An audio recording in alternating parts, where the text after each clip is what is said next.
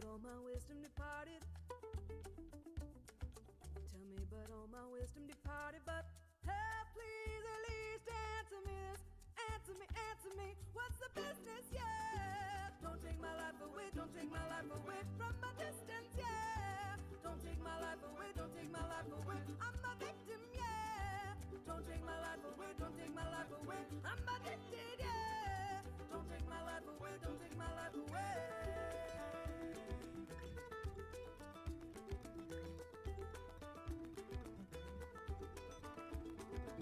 If you just press all your fingers down in my skin, come on, Dad, come on, Dad. Lift up, dig up, and bleed for me, and bleed for me. And I say, Hi there. I'll bleed if you ask me. Welcome, everybody. We're going to give another couple minutes for folks to arrive before we officially kick off. In the meantime, please be sure that you've joined via Whova, and you can introduce yourself in the chat. Thanks, Melanie, for getting that going, and Jennifer.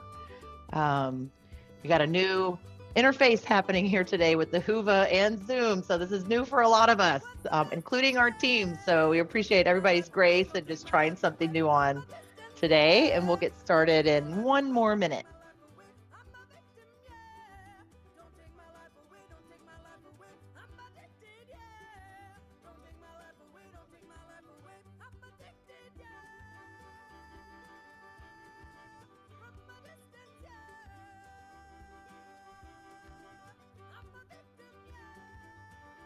All right. Aaron, if you could get us to that kickoff slide. Hello, everyone, and a very warm welcome to the first annual Food Systems Leadership Network's virtual network convergence. My name is Susan Lightfoot Schimpf, and I have the great privilege of serving as the co-director of the Wallace Center, which serves as the backbone organization for the Food Systems Leadership Network. I use she, her pronouns, and I'm calling in today from my home state of Louisiana in New Orleans, which is traditionally known as Bulbancha, the land of many tongues, a place of gathering and exchange for millennia among the Choctaw, Chitimacha, Tunica, Natchez, and many other indigenous peoples. I am so excited and honored to kick off this virtual gathering of the FSLN, which has itself become a place of gathering and exchange for food systems leaders across the nation. Thank you, each and every one of you, for carving out time to be here with us today, and for prioritizing time to be in community with one another, to reflect on and celebrate how much we have accomplished, to generate momentum for the network as it moves into its 5th year of service and action, get your cup filled up for the fresh new year ahead that we've just begun, and get ready for this journey that we have ahead of us as we collectively work to transform the food system. Whether you are brand new to the network or have been part of it since we launched this very month in 2018, you are welcome and honored and seen, and we are so glad that you are here. We have close to 500 food systems leaders registered show up here today, coming in from all parts of the country. We can check out that poll in the Whova chat just to see exactly how geographically comprehensive this network is. Take heart in knowing that we are just one fractal of the much larger movement working to shift the food system. And collectively, we are powerful and capable, and we are making a difference in our communities and in our country. Sometimes it's hard to see that, given everything we are up against, and since we don't have a lot of opportunities to see the aggregation of all of our efforts, especially since the COVID pandemic has kept us from getting together at national conferences over these last couple of years. One of the reasons the FSLN exists is to build connectivity across all of our individual efforts, because the sum of our collective actions far exceeds what any one of us individuals alone or any one organization can do. That's what systems leadership is all about: collective action to shift systems. We are delighted to have one of our closest friends and allies, Paku Hang from the Hmong American Farmers Association, providing a keynote later on today on the power of collective action and systems leadership. I'm super excited to hear from Paku later on today.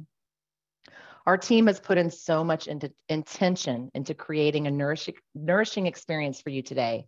And we're so grateful for the network members, partners, and friends, new and old, who stepped up to contribute their voices and share their expertise as speakers, facilitators, and happy half-hour hosts. I want to give a particular shout out to Melanie and Annalena on our team who have put their organizing powers into shaping up this day. And also to Aaron, Andrew, Ellie, and Elizabeth, who have all poured their hearts into it. Elizabeth will give us a rundown in a little bit about how the day is going to flow. But for now, let's just take a moment to appreciate the energy, attention, and intention that has gone into shaping up this first annual FSLN Convergence. 5 years ago this month, we planted the seed for this new national network that would focus on nourishing community leadership, acknowledging that leadership is alive in each of you and in your communities. Our goal was and continues to be to nurture, strengthen, and sustain that leadership, provide it with nutrients and space to grow and bear fruit by offering a wide variety of opportunities for you to connect, learn, collaborate, and dream together. It has been truly amazing to witness the network grow from just a seed in 2018 to what it has become today, a dynamic community of 3,500 food systems leaders across the country who are building relationships with allies, sharing knowledge and resources with one another, creating new ideas and strategies together, and making positive impact for farmers, families, and communities through our collective work. Together, we have influenced federal policy. We've lifted up and supported emerging leadership. We've supported each other through a global pandemic, and we've made a lot of friends along the way. What we have been nourishing together is beginning to flourish. We are really beginning to bear fruit. And that is the theme for this day, from nourishing to flourishing, celebrating 5 years of the FSLN. As we kick off this day, we wanted to first start with getting really present in our bodies and arriving in this virtual space together. It can be really tricky to feel grounded and connected to one another in a virtual space, but there's plenty of creative ways to do it, and we've been experimenting with different approaches these past couple of years to help us create strong containers for us to do our work together. A few months back, I went to an event here in New Orleans that began with a powerful grounding ceremony that I can still connect myself back to in this very moment.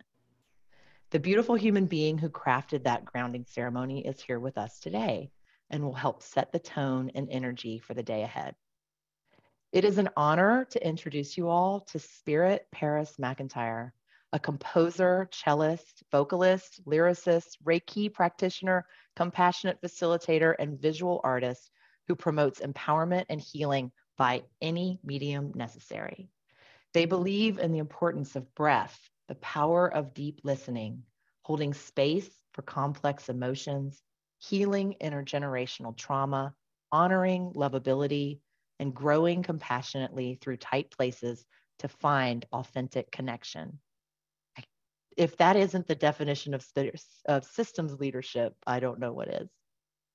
Welcome, Spirit. Thank you so much for being with us today. If you want to come off mic and just say hello, and then I'll give some instructions for the group after your piece. Greetings. I want to make sure I can share sound. Yep, we can hear you. Know that I can share sound. Please, Melanie and Aaron. Sharing capabilities, please. Yep, I think you've got it. So in just a moment, Spirit's going to kick off and lead us in a centering and grounding process. And I just want to give you all a quick heads up that immediately following Spirit's performance, you're going to get sent into small breakout rooms, which will provide you an opportunity to connect with a couple other folks and reflect together on this question. What have you been nourishing that you hope will flourish in 2023? You'll have about 10 minutes total in breakouts. So please introduce yourselves to each other and each person share your response to that question. When we come back from the breakout, Elizabeth will lead us into the next part of the welcome session. If you have any questions, just drop them in the Whova Q&A on the right panel, and we'll do our best to support you. All right, with that, and you can stop sharing the slides, Erin, and Spirit, the mic is yours.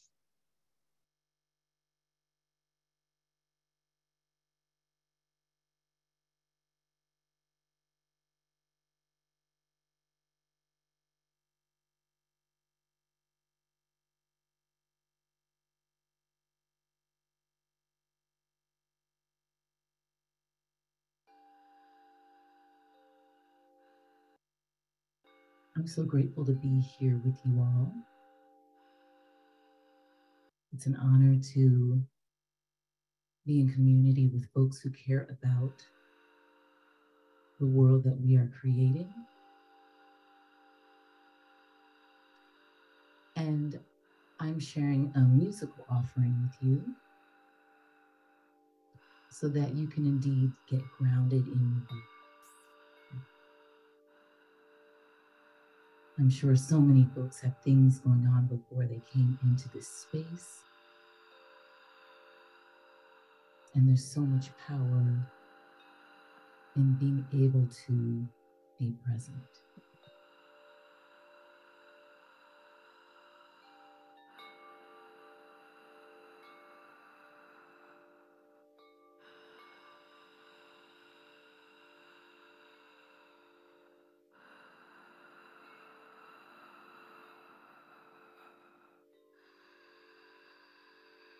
You can take this time to breathe. If you're a person who values moving, you can move with this meditation. You can lay down with this meditation.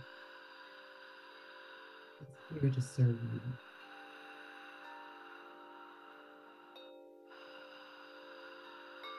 I want you to take this opportunity to really think about what you're nourishing.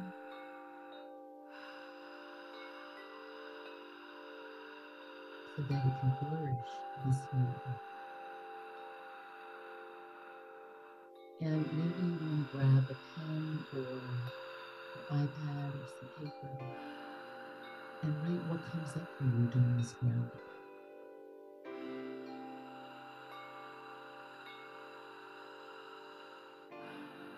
What are you nourishing?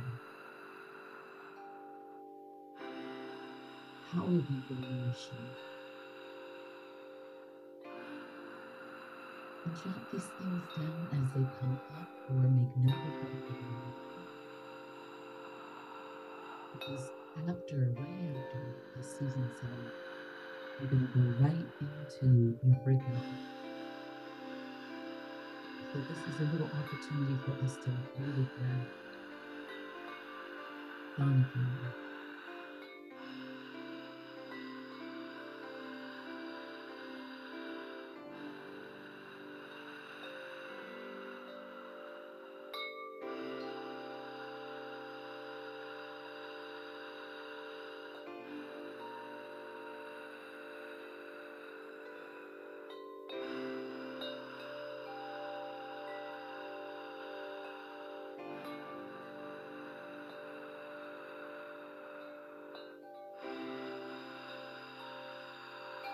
How have you been nourishing yourself?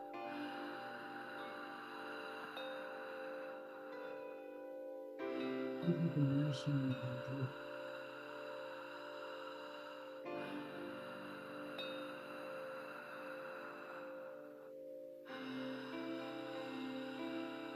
What does it look like to receive that nourishment?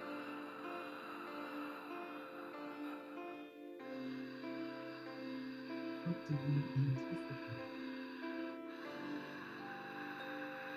will show up when you're flourishing?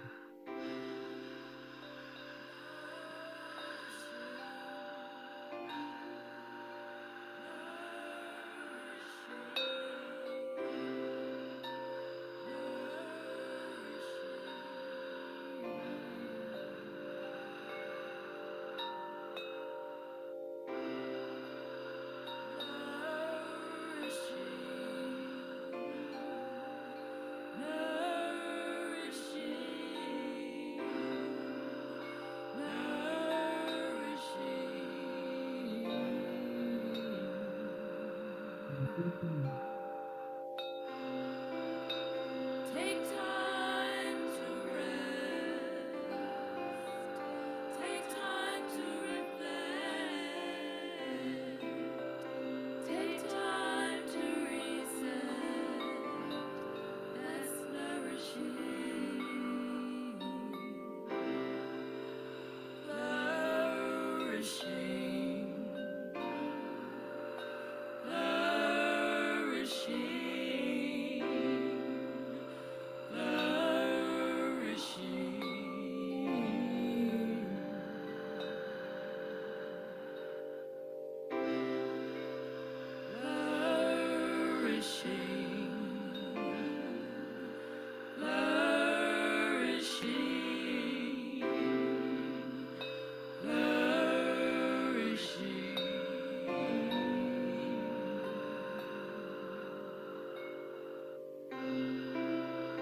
Take time to sow. Take time to grow. Take time to flow. That's flourishing. Flourishing, flourishing, flourishing. How are you preparing Flourishing, for the flourishing, change flourishing. that's coming? Flourishing, flourishing, flourishing.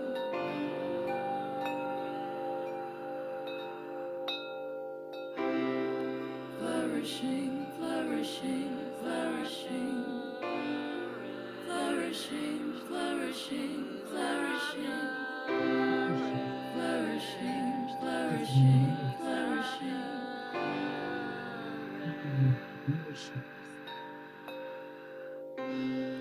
Flourishing, flourishing, flourishing.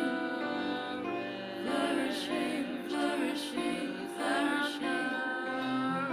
Flourishing, flourishing, flourishing.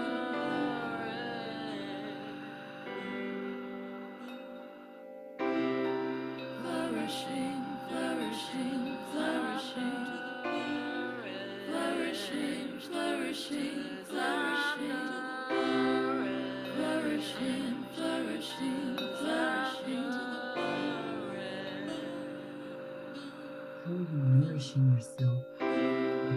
Flourishing, flourishing, flourishing. Flourishing, flourishing, flourishing. Flourishing, flourishing, flourishing. Love yourselves. Flourishing, flourishing, flourishing. Flourishing, flourishing, flourishing. Flourishing, flourishing, flourishing.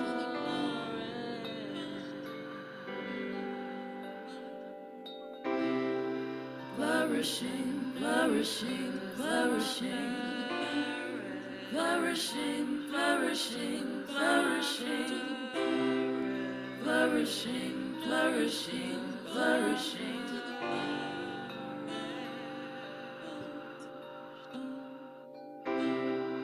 Flourishing, flourishing, flourishing. Flourishing, flourishing,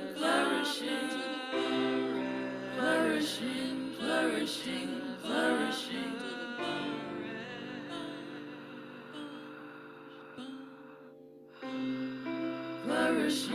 flourishing.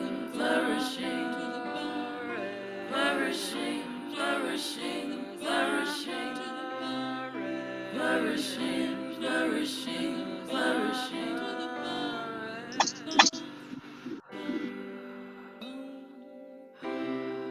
Flourishing, flourishing, flourishing. Flourishing, flourishing, flourishing. Flourishing, flourishing, flourishing.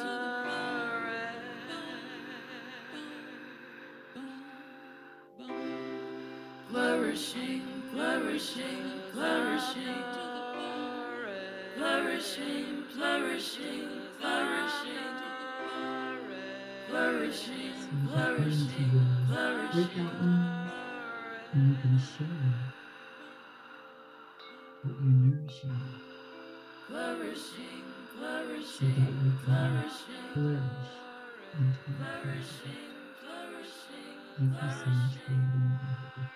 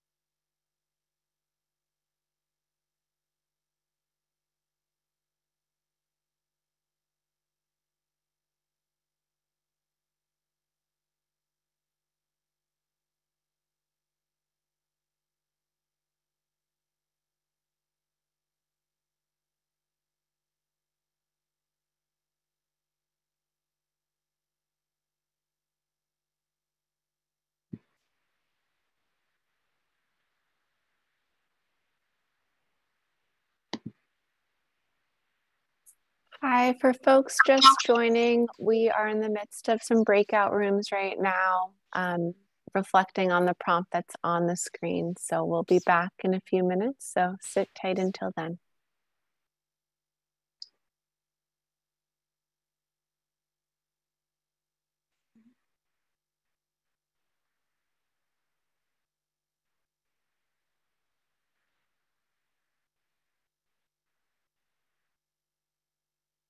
Excuse me, can you hear me? This is Shantana. Hey, Shantana. Yes, we can hear you. Welcome. Give thanks, give thanks. I was in a breakout room, but I don't know if the person saw or heard me, so I came out. So I'm glad that you can hear me. So I guess I just sit tight with you all here.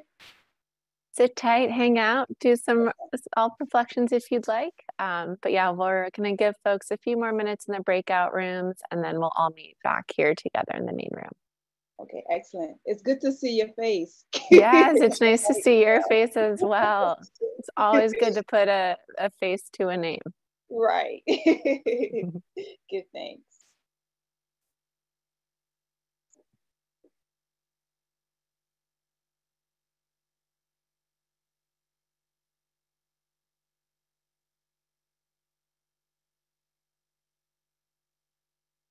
Okay, I think I got everyone into breakout rooms. Still people coming in.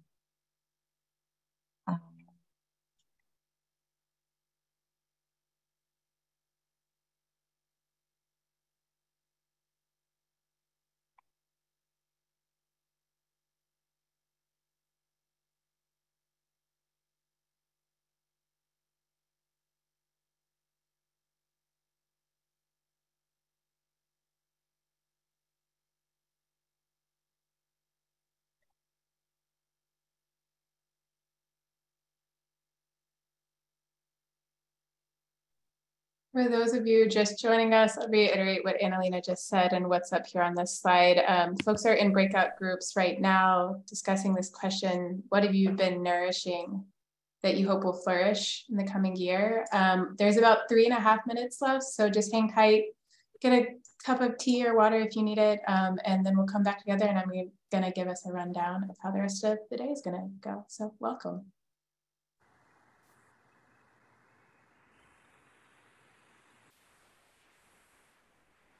Elizabeth, can you hear me? I sure can, yeah. Hi, this is Allie, and I was in a group number 48, and it was just myself and this other woman, and I could not access my audio, so I accidentally hopped out, and I'm worried that she's just kind of there on her own right now. Do you know how to get me back into number 48? Yeah, let's see. Let me try and re-put you in it and we'll see if that works. And otherwise they're gonna close pretty soon. Yep. Okay. I really just want to apologize to her. I could not figure out how to get my audio to work. Hey, Allie, I don't think you're alone in that. We've been getting a few questions around the audio not working super well. So I think when folks come back, we'll kind of air that challenge out and try and get it to work for the subsequent ones. Okay, then I'll just direct message her. It's very easy once you know how to do it, but it definitely took a little bit for me to figure it out. Anyway, thank you. No, thank you. Sorry about that. Oh, it's okay. No problem.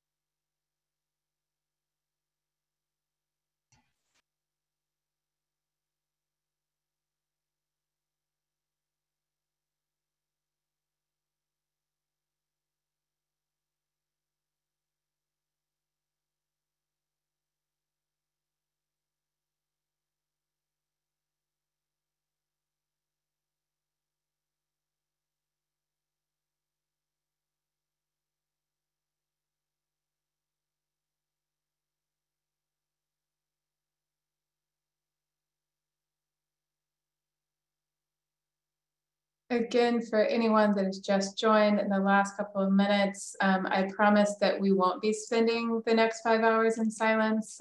Most folks are in breakout groups right now. There's about less than a minute left, so just hang tight and soon we'll all be back together.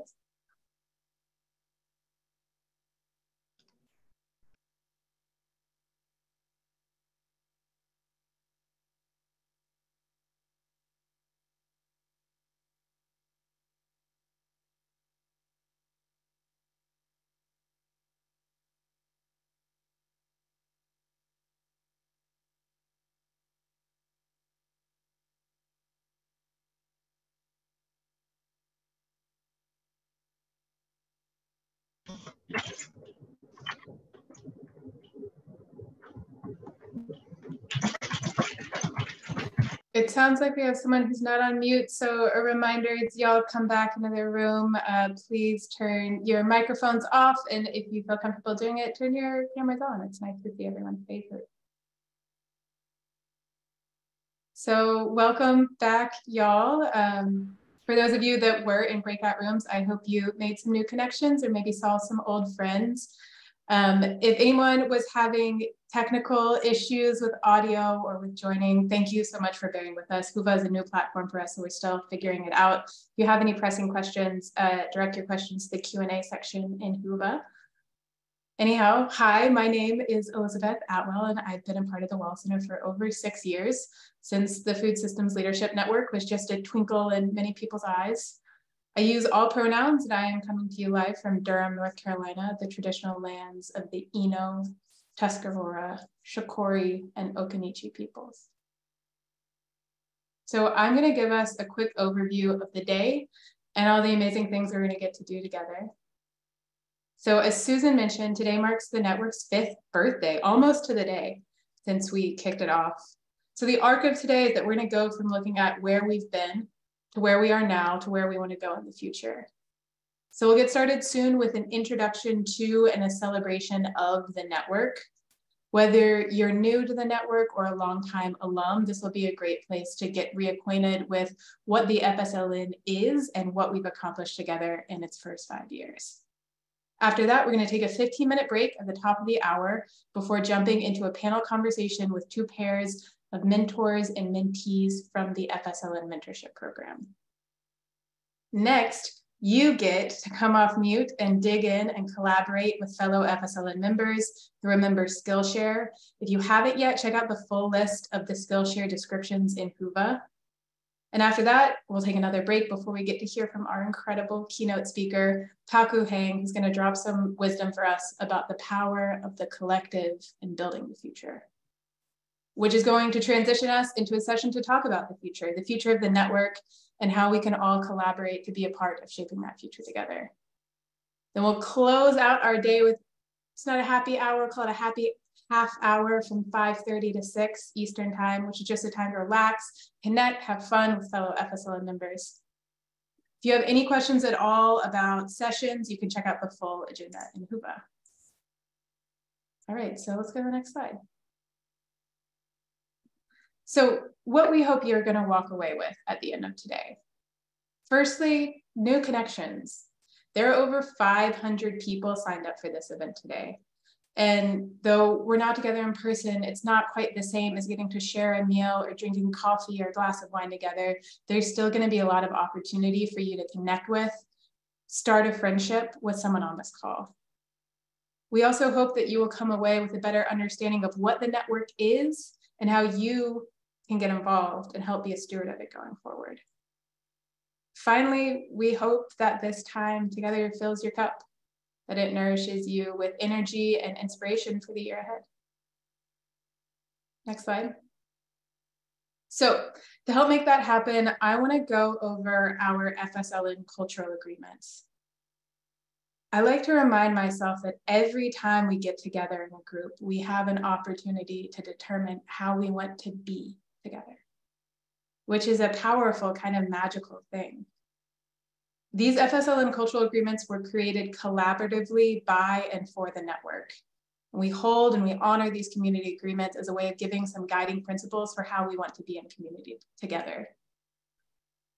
For those of you at your computer, you can see these up on the slide. I am going to read these out loud for anyone who's calling in. As I read these, I encourage you to choose one of the ingredients that you really want to embody and hold today and write it down.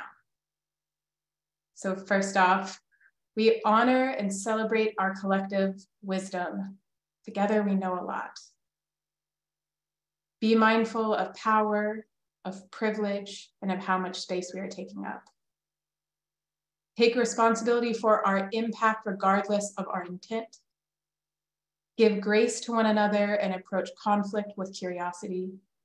Challenge assumptions, respect our differences, and speak from our own unique experience.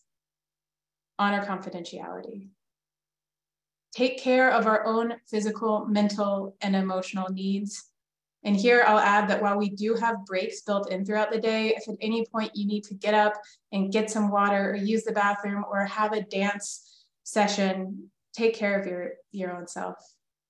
Finally, meet each other where we are. Showing up is enough and listening is participating. So as individuals and as a collective, we agree that we are ourselves responsible for nourishing a culture of mutual support, of anti-racism, and of deep empathy and joy. So please hold these throughout the day and be a steward of these agreements. Next slide. So we're about to get started. And before we do, I want to invite you to do 3 things today. The first I've already touched on is to make a friend, connect with someone new. There are countless potential collaborations here in this space, and often all it takes is a friendly introduction to get started. So if you're vibing somewhat with someone during the member Skillshare or the happy hour, someone you just spoke to in the breakout, give their email, connect, follow up. Secondly, take some notes on what inspires you. Oh, we got someone unmuted. Check your mics. Thanks, y'all. Take some notes on what inspires you. We're hoping that today is going to fill you with a lot of ideas and inspiration. So if you hear something that gets you excited, write it down so you can carry it with you into your year and into your work. Finally, as we talk about the Food Systems Leadership Network, where we've come, where we are today, and where we're going, I encourage you to identify one action that you want to take to both give to and receive from this network. And that might just be showing up here today. That can be enough, but hold some space in your mind to think about how you can show up for and share your brilliant energy and knowledge and unique experience and tools and practices with this network, and how you can in turn be supported by and be a steward of this work. Okay, so I'm going to hand things over now to our amazing colleague, Melanie Edwards. Melanie has done an incredible job in handling the technical elements of today. As I said, Huva is new for our team, so we really couldn't have done this without her. Melanie is going to give us a quick overview of the Huva conference platform, and then we'll jump into the next session.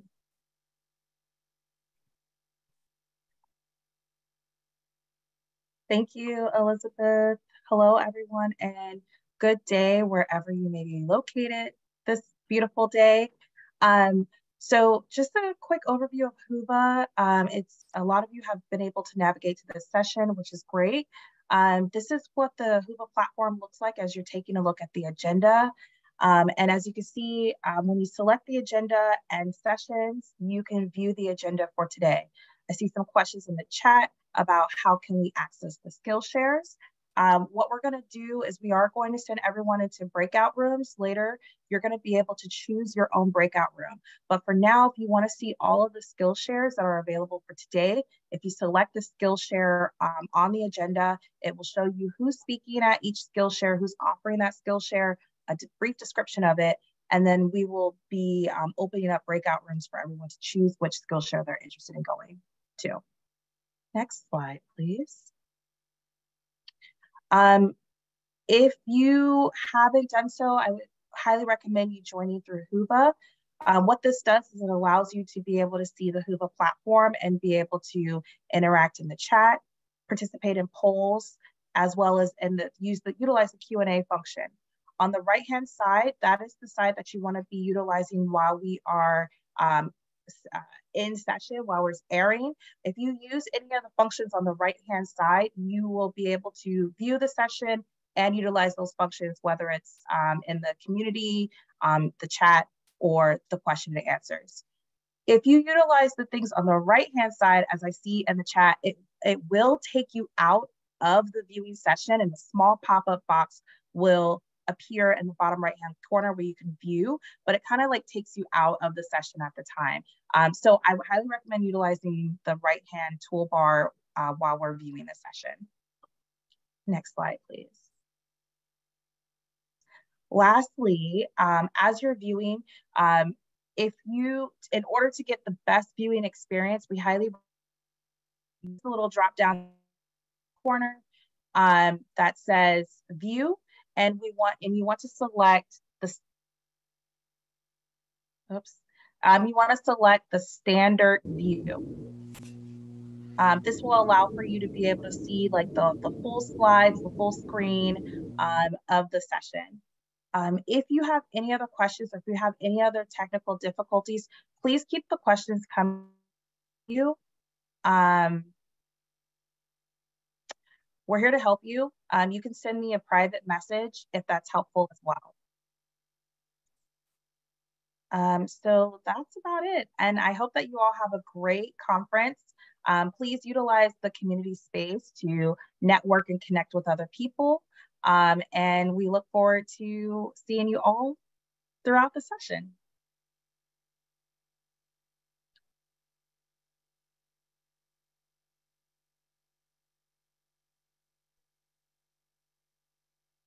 All right, I think it's me now. Erin, if you want to kick us to the next slide. Yeah, one more. Cool. Hi, everyone. My name is Ellie Baumstein. I think a lot of you know me or have gotten emails from me at some point, but if not, it's wonderful to meet you. I've been with the Wallace Center for about 6.5 years now, and I'm calling in from Washington, D.C., which is the ancestral land of the Nacotchtank and Piscataway people. And I'm so excited to have a chance to connect with you and grateful that you've all decided to spend your afternoon with us. So for the next 20-ish minutes or so, my colleague Annalena and I are going to do a short overview of what the network is, how we work, celebrate some milestones that the network has achieved, and also celebrate some wins that you all have achieved. And to kick that off, we're going to start by sharing a video that we created with network members at an in-person event that we held in June in Oregon. And they're going to tell you a little bit about the vision behind the network and what it has meant to them, so you don't have to take my word for it. So sit back, relax, and watch this beautiful video that was created by our friend Noah Thomas.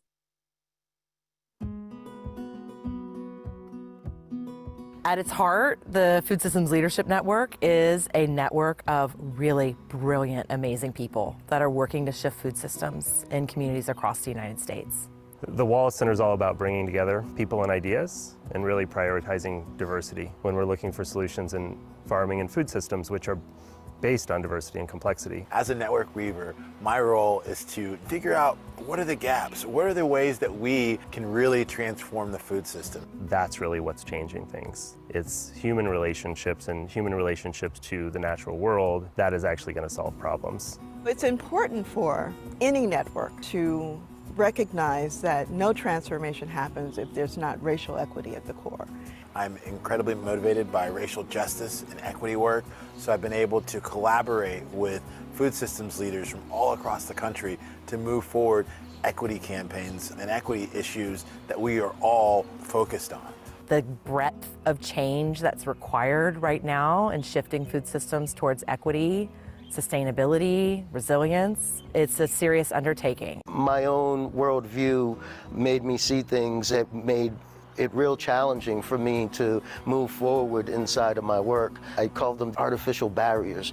Until I met with the Food Systems Leadership Network, I attended a systems thinking course and kind of helped put the science to what I was trying to interpret and figure out on my own. And then also made me assess how important those things that I was given so much attention to were. We can learn from others, people who are running food hubs, creating new markets, increasing equity not just among the people they serve, but within their own organization, restructuring their values. It is a medium for us to more rapidly share our wins, share our knowledge, so that all of us can be lifted up together. That's the heart of the FSLN, is bringing folks together to support one another. And it has transformative public health impacts, economic impacts, social impacts. My hope for the network is that it grows and continues to serve and support the leaders as they are growing and evolving, that it tracks with that. The Food Systems Leadership Network has enabled us to build the network, find the resources, the assets, the expertise, and the technical assistance to enable us to advance our vision. It connected me to support systems to be able to navigate the inevitable tensions that would arise, and ultimately has created a platform for us to be able to organize BIPOC folks in agriculture. I'm seeing the Food Systems Leadership Network show up in my life and my work in my community by drawing attention to how important it is to cultivate strong, critical, interpersonal relationships that enable us to heal ourselves, that give us an opportunity to be in right relationship with our resources, with our land, the work that we do, and with the communities that we work with. I'm in it for the farmers. And when I get better at something, I get to spread it around the community, and everything accelerates a little bit because our networks are so strong. Individually, I only know so much, but together we know a lot. So I think there's really no other strategy to shift systems than through coalitions and networks.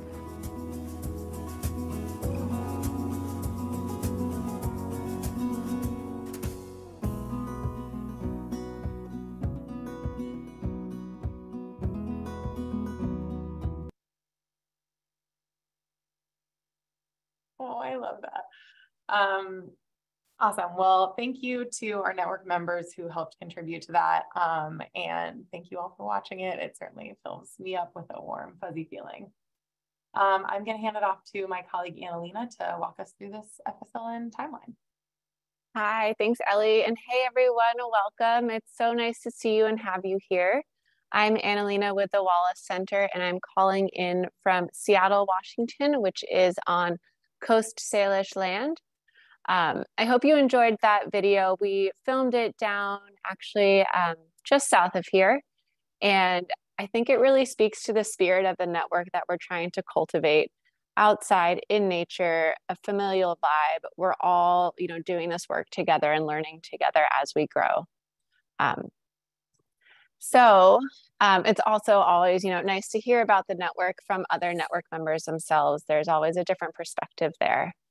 But before we jump into the rest of the day, kind of wanted to get started with a little bit of a history lesson of how the FSLN came to be. I think it's easy to see something that's, been around and not always know the backstory of it, but this has been a work in progress. And we started thinking about what the Food Systems Leadership Network might look like over 6 years ago now. And it's really incredible to see how far it's come and how far it's grown. So thank you for joining us in our celebration today. Back in 2017, we were hearing a lot of calls from folks on the ground doing incredible work in community, that they wanted a place to meet each other, to convene, to learn from each other, to have access to resources, to just commiserate. This work is hard, and sometimes you can feel quite siloed. So creating that space for people to come together, have a community, have a network, that was the call that we were really answering. And over the years, it's grown. Just looking back now, here are some of our highlight reels, and there's a lot more that we could probably share.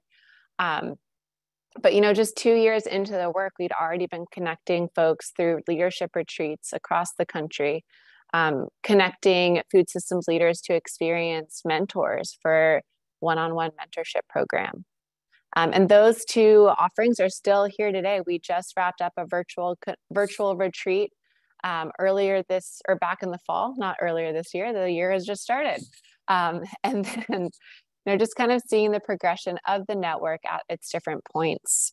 I think some of you might be familiar with the National Good Food Network, which was part of the Wallace Center, and that initiative, which was really focused on more of the technical assistance side of food systems work, was brought under the umbrella of the FSLN in 2019, 2020, because really seeing the soft skills, the facilitation and leadership and nonprofit management together with the more technical side of skills was really two sides of the same coin. So bringing those together was a big effort right before the pandemic hit. And then, a big highlight here, just as all of you guys have pivoted during COVID, was the COVID pivots that happened here at the network. And during this time was really when we started getting more involved in channeling resources to different network members, to bringing folks together to convene, to learn, to help distill what was happening at the federal level with the unprecedented amount of funds that were coming through. And this sort of sparked our work now that's still going on today around policy change and resource mobilization. Since we began, racial equity has really been a core value of the network and integrated across all of its operations. But in the past few years, we've been taking a really specific steps to see, how do we do this? How are we measuring it? Measuring what we mean by racial equity? Where is this showing up? Revamping curriculums, ensuring that the majority of folks who are part of the network and part of the services identify as BIPOC, amplifying BIPOC leadership. And now 5 years since we've launched, we are this pretty amazing, vibrant network of 3,000 people, give or take. We have folks coming and joining our topical communities of practices, distributing funds directly to network members to really help catalyze more collaborations and reciprocity within the network. So we're really kind of proud of this trajectory and couldn't have done it without all of you here. And we'll get into more of those like network-wide celebrations in a little bit. But the next part of this is talking about the culmination of this inclusive network strategic planning and priority setting, which we've done in partnership with all of you. So I'll just give a brief grounding into what we do and why we do it. Ellie? Yes. Aaron, if you want to, yep, there you go. So what is the FSLN working towards?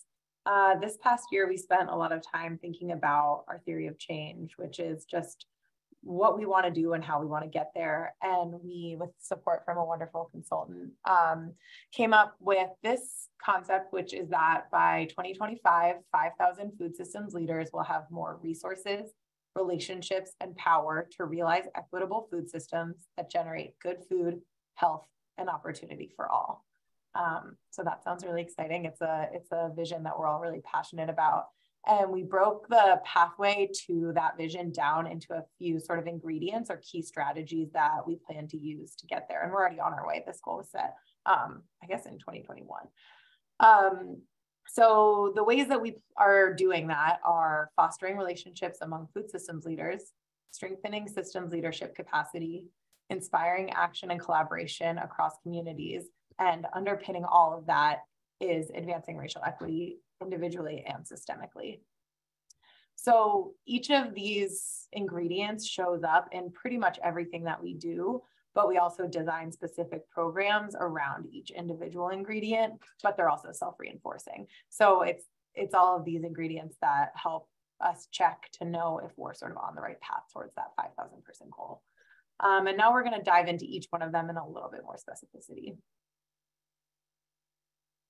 All right, foster relationships. So that is facilitating places for people to come together and meet each other, to connect, to learn. And we do that in a lot of different ways, whether it's through mentorship programs, which are more one-on-one technical or one-on-one connection and assistance, or virtual convenings like this one, where there are opportunities built into the calls, into the convenings for some connection. It's really all about developing and deepening those connections across the network so that we can collaborate together, we can work together, we can learn from each other. Pretty neat that since 2018, I will just highlight this number, over 1,300 hours of one-on-one mentorship has been offered through the network. And the mentorship program is open for applications right now. So encourage you all during one of the breaks to go over and check out our website and explore the mentorship program a little bit more if that's something that you're really seeking out at this moment. So we're just going to kind of rapid fire through these. Erin, want to jump to the next slide here? Awesome. So strengthening systems leadership capacity, that's another one of these core ingredients. And it's all about that ability to see the system that we're operating in and having the skills and the tools that you need to actually shift those systems. That is core to the Food Systems Leadership Network. It's core to our work. And we partner with a lot of peer leaders, facilitators, and trainers from across the food system to bring you those webinars, those courses, those trainings to strengthen those technical skills and the leadership skills that are really crucial for making this happen. Within this, thanks. Across all of this work, it's really important, I think, to highlight that we offer all of these resources at no cost to members and to folks who apply. That's part of the strategy of really shifting resources and power so that it's held in the hands of community. So all of these webinars and courses are also up on our online platform, and you can access them long after they've been recorded live. So another just great resource that goes on here at the FSLN. So the third ingredient is inspiring action and collaboration across communities. And we invest in program leaders. We funnel funding down to the ground in the form of network activation grants, in incubators and accelerators. We host communities of practice so folks can learn from each other and connect and start collaborating and seeing the bigger picture. We host topical calls when there's something that is just on everybody's lips. We try and bring folks together to learn. And you'll see that this has led to a lot of impact. 83% of folks who responded to our survey said they plan to make changes to their work based on what they've learned with us.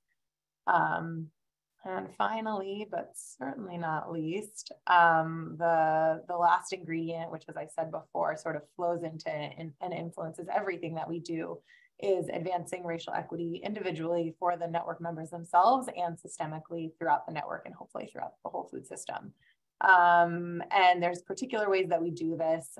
We hosted trainings on racial justice in 2020 and 2021. Our systems leadership retreat curriculum is really grounded in an analysis of racial equity. We prioritize and amplify the leadership of BIPOC people. And you'll see that that shows up in the fact that 91% of folks said that they are more equipped to advance equity in their work after a service that they received from the FSLN, and that 2/3 of our partners who are involved in designing and delivering services, so when we have a speaker or we pull in an advisor to help us design a program, 2/3 of those folks identify as BIPOC as well. So how do we do that? We are a small but mighty team of the FSLN Backbone team. You'll probably see all of our faces and names at some point throughout the day if you haven't already on email. But we steward the network, and we're housed within the Wallace Center, as Susan had mentioned previously. And our role is to facilitate the network. So we partner with members and trainers to connect people together, to set network priorities, to design the programming so that it's really grounded in and reflective of the needs of the network. And we're spread out all around the country. So please do reach out if you're in one of those areas. We always love the opportunity to connect in person with the communities here on the ground. And then if you go to the next slide, I think it's also really important that we don't do this alone, the 6 or 7 of us on our team. We get so much help from all of you out there. This is not an exhaustive list of all of the network members that we have collaborated with in 2022, but a pretty solid handful of people who have been actively involved in designing and delivering different activities and services to the network. So it's definitely an all hands on deck approach, and we just love being able to bring in new perspectives and new ideas and create together. That's what we're here to do. So I think let's celebrate now, Ellie. All right, so now we have a little fun interactive activity. One thing that I love about working for this network is that I get to see all of the different wins that folks that participate in the network are having across the country. And sometimes in this work, it can feel like you are very slowly rolling a massive boulder up a hill, and it doesn't necessarily feel like you're making progress. One of the goals of this event today is to celebrate the progress that we have made and to see and feel some of the ways that we're gaining ground and achieving big wins that are going to get us closer to the world that we want to live in. So with that in mind, we created a little opportunity for you guys to brag about yourselves. You had to listen to us brag about the FSLN for the last 15 minutes. And so the idea is if you go to menti.com, menti.com, and enter this code, which, Annalena, where'd that go? The code is 79168565. And I've just dropped the direct link down there in the chat on Whova as well. Thank you. So if you want to brag, if you have one achievement or highlight or win that you're really proud of, feel free to put it into that Mentimeter and we can celebrate together. And then after this little exercise, we'll have this really rich tapestry of all of the things we've achieved together over the last 5 years. So things are starting to pop up. All right, learn new professional skills, received grant funding, bought a house with 3.5 acres to start a small farm, graduated top of my class, update to the Thrifty Food Plan that expanded state eligibility, helped over 1,000 gardeners across 4 states grow organic gardens, over $600,000 in grant funding in Fallon, Nevada. Oh, we lost that side. Submitted a big grant. All right, fingers crossed. Got into Food Systems Network after a career shift. Awesome, welcome. Served over 1,200 local food meals to kids in our region. 12,000. Oh, 12,000, girl. Found funding for a staff position that has been 3.5 years in the making. You did it. Expanded a 1-person time by 1, doubled the team. All right, that's a 100% increase. Syracuse Onondaga Food Systems Alliance received our 2nd USDA RFSP grant. That is hard work. Oh my gosh, someone published a book. Statewide food and farming organization to help farmers and food advocates. Oh my gosh, you guys, look at us. Passed the Farmers Market Permit Act in Illinois. All right, I am like already just feeling so celebratory and thrilled for all of this hard work. Someone took a 4-month sabbatical from the Wallace Center and the rest of us managed to survive when that happened. All right, well, this is all gonna stay here. We're gonna keep this Mentimeter up for the next couple of days, and then we're probably gonna collect all of this information and turn it into something beautiful and accessible so we can just bask in all of the beautiful wins that folks that have been working really hard in this network get to celebrate. So thank you. Even in just like 90 seconds, I am feeling very celebratory and so proud of all of you. And I think with that, I will hand it back to Annalena. But if we want to keep this up, maybe while Annalena's talking so folks can peruse. Yeah, keep it up there. I wish you could have some like music or something to celebrate, but we will in a minute for a little break. But if you are there, just like give yourselves a big round of applause and everyone else out there too, because this is not easy.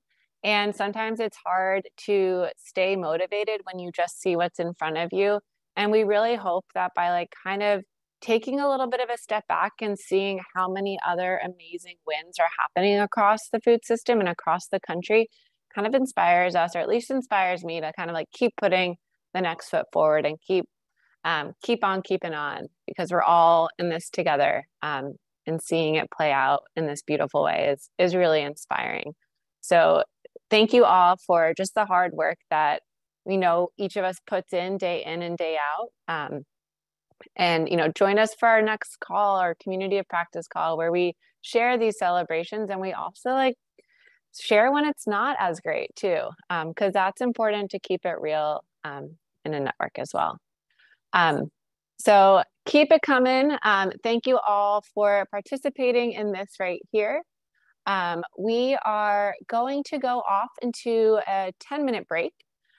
So when we get back from this, we're going to hear from our colleagues, Andrew and Melanie, who will be leading us through an awesome intergenerational panel conversation featuring FSLN members who are going to explore how we maintain this momentum that we've all just been seeing up on the screen. How do we maintain that across generations and across time? So you don't want to miss this. Come back here in we're maybe a little bit over time now. So by 10 minutes, I mean 7-minute break. Mark your calendars, put that alarm on, and we'll be back here at 15 minutes past the top of the hour in your respective time zone. Kick off this next. Okay, we're being recorded now.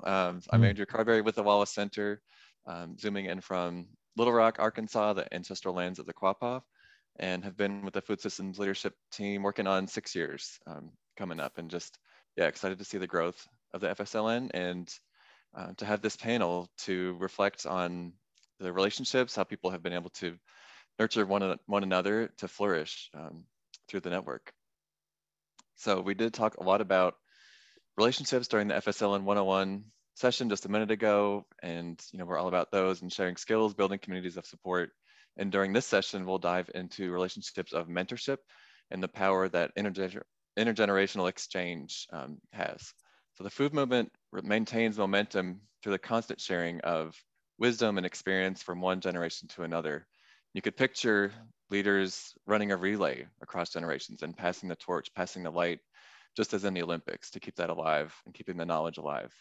This conversation will bring together different generations for a panel conversation to explore how and why we keep the torch lit and keep the light burning in service of equitable food systems. Lots of folks, I feel, have the desire for intentional relationships like this to be seen and to be supported. And the FSLN has created paths to foster those formally and informally. And one formal path is through mentorship.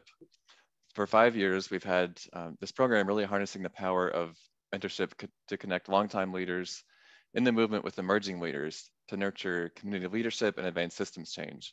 And by creating this container for leaders to connect, we've seen how mutually supportive relationships can be truly transformational. Since 2018, we served over 163 mentees with 1,300 hours of mentorship. And everyone has said that they've learned something new, gained new knowledge through it. And over 80% have made changes to their work and had increased confidence in their capacity. And this space of being heard and encouraged and prompted with great questions had led mentees to make career changes, change their roles and pursue new paths. And for mentors, it's helped them to distill their lived experience and their wisdom into lessons for the next wave of leaders. A lot of times when you're out there leading and have so much going on, you don't have time to reflect and share that back. So these 163 leaders and mentees have made improvements to their work and really stepped out after being questioned and supported and prompted by their mentors to live into their full capacity of their work. These folks are on journeys together, and through that have been forging bonds. And pairs often stay in touch long after the formal program is done, which is just 4 months. But they'll stay in touch for years to exchange ideas and opportunities and stay accountable to one another. And we see these as outcomes, markers of meaningful exchange between generations. And in my own experience in supporting the program, I get a small window into that through our check-in calls and through some reporting, but it's really with the pairs. And through this conversation, we want to open that up to share it with the network, just to witness and to encourage one another. So we'll hear from mentors and mentees in the program about their journeys, insights and reflections, where they see possibilities for the next generation of change makers. And the panel will close with a group dialogue on how we can all have the power to pass on or pick up the torch to advance more equitable food systems. And so I hope that everyone listening and everyone speaking after this sees your role in this relay a little bit more clearly. So the outline for the session, we'll do introductions. Melanie will kick that off with questions for the panel, and then we have a few set questions and invite you to have your own you can put into the chat in Whova that we'll get to after those. So Melanie, do you want to kick off with introductions of the panel? Yes, thank you, Andrew. Again, my name is Melanie Edwards, and I'm calling in from Washington State, and I'm really happy to be part of the team here at the Wallace Center. I'm really excited to introduce to you our amazing panel that we have here today. We have two amazing mentors who support our mentorship program, and we have two of their mentees. So with us today, we have Karen Washington of Rising Root Farm, also known as Mama Karen, and her amazing mentor that she has been coaching is Larissa Lopez. Hello, welcome. Next, we have Rich Priag. How do you say that? Priag, thank you. Rich has a rich experience as well that he brings to the network. And with him today, his mentor is Marcus Coleman from Tulane University. So we are really excited to see you all and have you all here today, and bringing in all of your valuable experience as mentors and also experience as mentees. And so we have a few questions that we're going to start off today. And I also invite you all to introduce yourself just a little bit more about, especially the mentors, like your background and experience that you bring to the conversation. So the first question is for our mentors, which is, why did you want to serve as a mentor? So I guess this is Karen Washington. Can you hear me? I'm in an airport. You know, I think as you get older and you become an elder, there is this sort of gift that you want to give to the next generation of leaders. And sometimes as elders, we tend to hold that. We tend to hold that gift. And I felt that, you know, I wanted to share my life experience, and I wanted to listen and to help others. Thank you. Rich, would you share with us why it was important for you to become a mentor? Sure. I'm Rich Priag, and up through May of 2022, I was the director for the Center for Regional Food Systems at MSU, which is on the ancestral lands of the Anishinaabe and the Three Fires Confederacy of the Ojibwe and Odawa and Potawatomi. And, you know, I've, like Karen, I was very fortunate over the years to have mentors who helped me understand and learn, you know, what it really meant to be a leader. And they also did the same thing. They said, pay it forward. And it's always been, to me, a two-way learning experience. And that, you know, even the terms mentor and mentee are a bit misleading, because I could say this very much with Marcus, it's really been a two-way learning experience for both of us. And particularly learning not only how to ask good questions, but how to really listen, and how to listen more powerfully and from the heart. And I had one other specific thing that I think that was I think of some value for Wallace, in that, you know, a good part of my career I've been in higher education and academia and cooperative extension, and there's a number of folks that are interested in the leadership program that are in those spaces, and learning how to navigate academia is, you know, which is a very complex type of institution that has lots of baggage and lots of problems, has been part of the value that I was hoping to provide. Thank you both. Well, we're so grateful to have you both as mentors, and also be learning from you along the way as well. So next we get a chance to hear from our mentees. So for the mentees, we're asking, like, why was it valuable to you to seek out mentorship at the time when you applied? So go ahead and introduce yourself just a little bit more, and what you're working on now, and talk about why mentorship was important to you on the journey that you were on at the time you applied for the mentorship program. Larissa, do you want to start us off? Sure. Thanks, Melanie. Can everyone hear me? Yeah. Cool. I'm super grateful to be here with y'all. My name is Larissa Lopez, residing in Western North Carolina on the ancestral and current lands of Cherokee.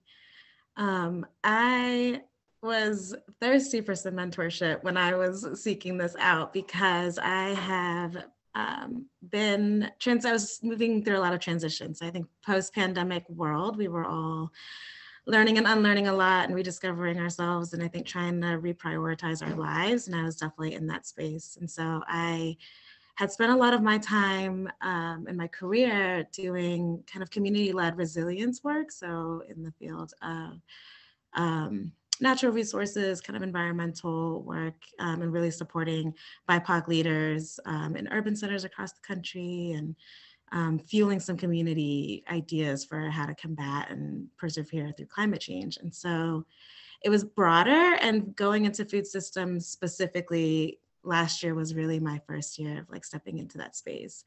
And immediately, I knew I wanted some guidance and some support. It felt like a really big shift.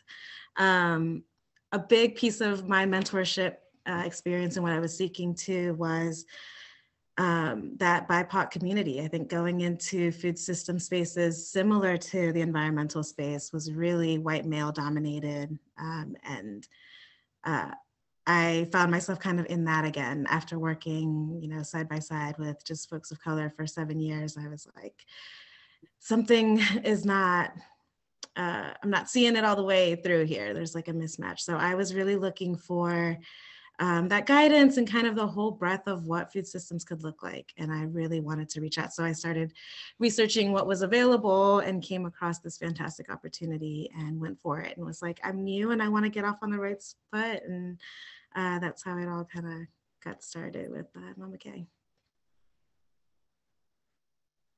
Yes, thank you. Marcus, would you share? All right. Sure. All right. Good afternoon and good morning to some. I'm Marcus Coleman. I'm a professor of practice at Tulane University in New Orleans, Louisiana, but I'm currently at the moment in Baton Rouge. So for me, growing up in a small rural community, it was always sort of the broader family that was continuously involved in raising people and raising me. And I look at a professional journey is sort of no different than that, in making sure that you have people around you that have walked down the paths, that have done the things that you seek to do. And so when this opportunity came up and I saw that Rich was there, so admittedly, I was a Rich groupie. I've been following the work that Rich had been doing for some time. And being a Michigan State alum, our time there didn't really overlap. I was headed out when he came in. And really during the time that, you know, the Center for Regional Food System kind of, you know, became its entity there, I really followed that work and I was interested in it. And who better to learn that type of work in a university setting other than someone that's doing that work. And so it was a great opportunity to partner with Rich and develop that relationship. We still keep in touch. It was 2 or 3 years ago that we had that opportunity and we still keep in touch.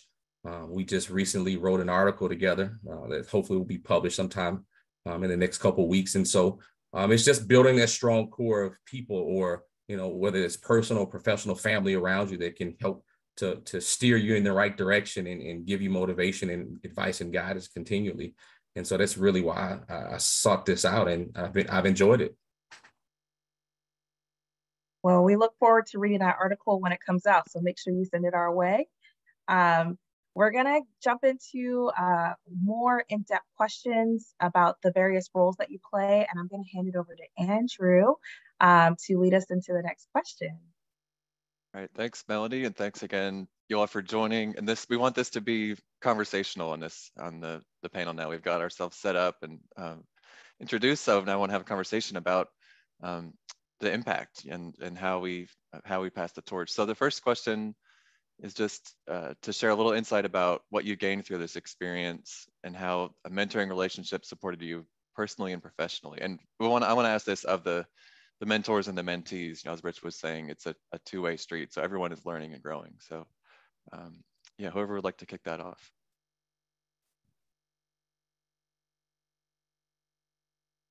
I'll go ahead. If just from my perspective, and I already alluded to this in my previous comments, is what's been so great to work with Marcus has just been being able to share insights with each other about how to navigate these very complicated institutions in higher education, whether they be, you know, we share the experiences, particularly with land-grant universities, 1862s, and Marcus, both 1862 and 1890, the 1890s being HBCUs. But they're very complicated, and there's lots of politics, and there's a lot of stuff that in order to try to make a difference, you have to understand where all the landmines are. And I think that's been really important. But in addition to the article that we wrote, Marcus and I, served on the National Racial Equity in the Food System work group. Marcus invited me down to, virtually, to participate in SCRA 47, and Marcus may want to say a bit more about that to present. And I think I even dropped in on one of Marcus's classes for a part of the session. So. And we've met each other in person. We've talked, and I really, even though I'm quote retired, and I put that in quotes, I know the relationship is going to continue, and it's always been a two-way street, which is why I was really glad to be able to do this session. Rich has been really good of sharing information and opportunities that comes across his desk. He has some very wide networks and just access to information.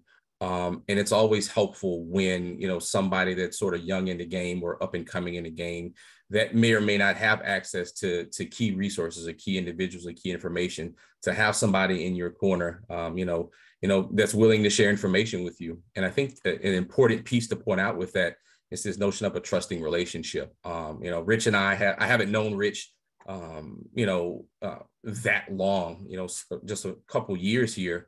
But I feel like, either personally or professionally, Rich is someone that I can trust and go to for advice, whether that's, about a professional move that I'm about to make, or even something personally. I don't know that I've gone to him with anything like that as of yet, but I feel that if I needed that kind of advice, he would be somebody that I could lean on and really trust to give me, some solid guidance on whatever the topic would be.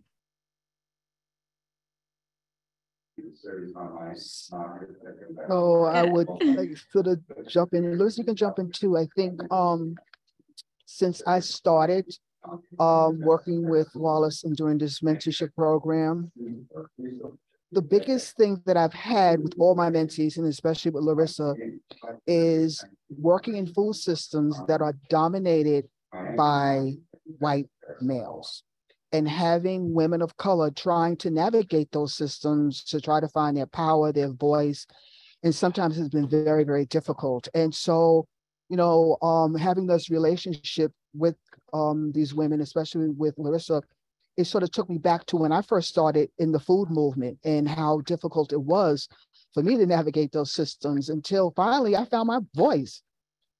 And what I try to instill to all the people that I mentor is that, first of all, I designate them as queens with crowns on their heads, so that when they go into the mirror every day, they have to make sure they have to adjust that crown on their head, and to understand where they came from. They came from kings and queens. That's first off. And then also listening to them, talk about some of the insecurities. And it says, wait a second, that's not for you or for them to try to fix a food system. We have this notion that, we're the ones that are in there trying to fix the system, it's not right. And that's a burden that a lot of us women should not be bearing. We don't have the capacity, nor should we have the capacity to undo someone's racism. And so through this journey, and especially with Larissa, she's so powerful. She has such an agenda. She has her own ideas, her own business that she wanted to do. She's a connector. And I really wanted to hone in on those positive, strong qualities that she has, and not to succumb to the pressures of white supremacy and male domination. Yes.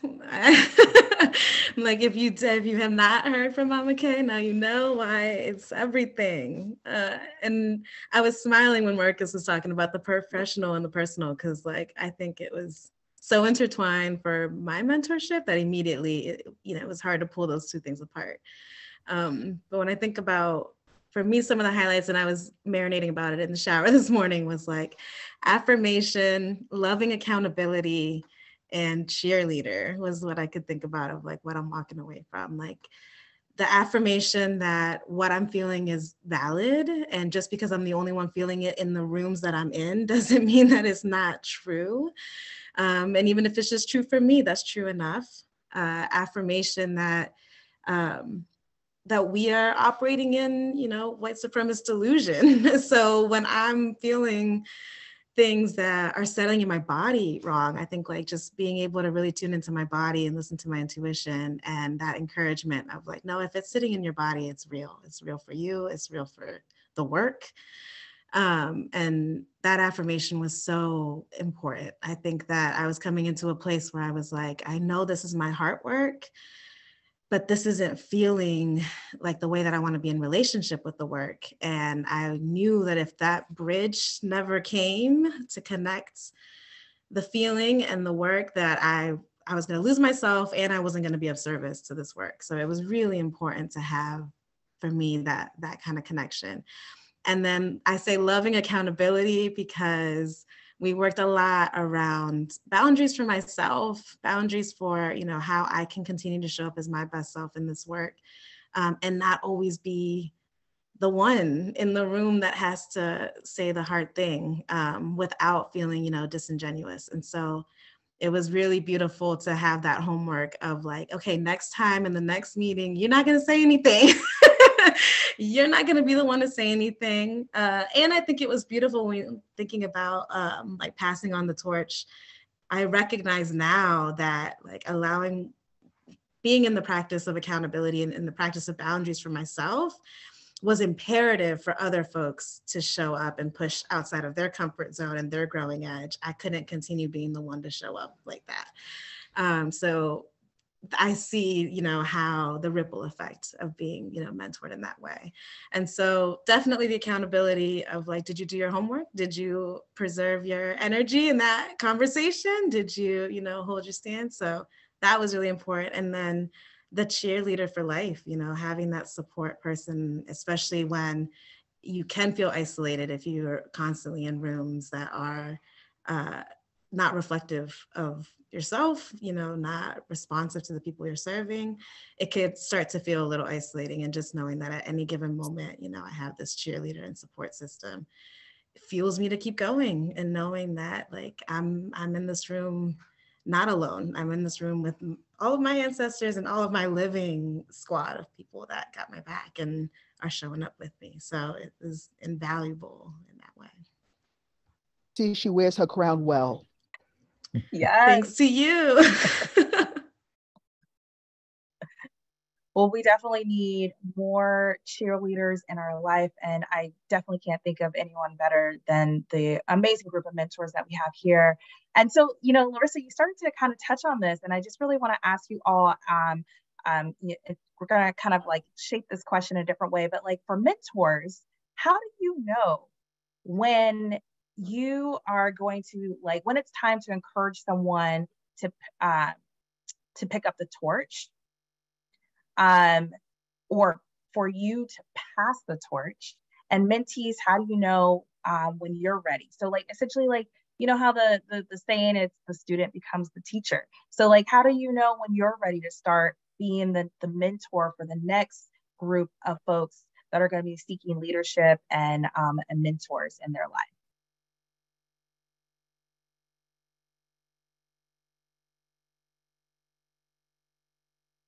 Anyone could jump in. I guess I'll start. I think for me, like, I guess I'm the oldest one on this panel. So, for me is, and I think Rich really hit at home on this, is you have to be able to listen. You have to be able to, after you've given all you have to be able to step back and then listen. And then when you're stepping back and you're listening and you find that that person that you have been grooming for so long all of a sudden is going off on their own with their own ideas, their own identity, and they're speaking truth to power, then it's time for, okay, they got it. You can cut the umbilical cord and let them fly. And it's a great, great feeling when you're able to shut up, be present, and just allow them to fly and flourish in that awness of them now on their own, being able to set out and give their ideas. However, you always want to be in the background. You always want to be at the beck and call. It's not like, okay, I'm through and that's it. You always want to be, because during your lifetime, there are hard times, there are hills and valleys, and you still want to be able to maintain that relationship to say, you know what, you're good, you're on your own, but if you need anybody, I am there for you.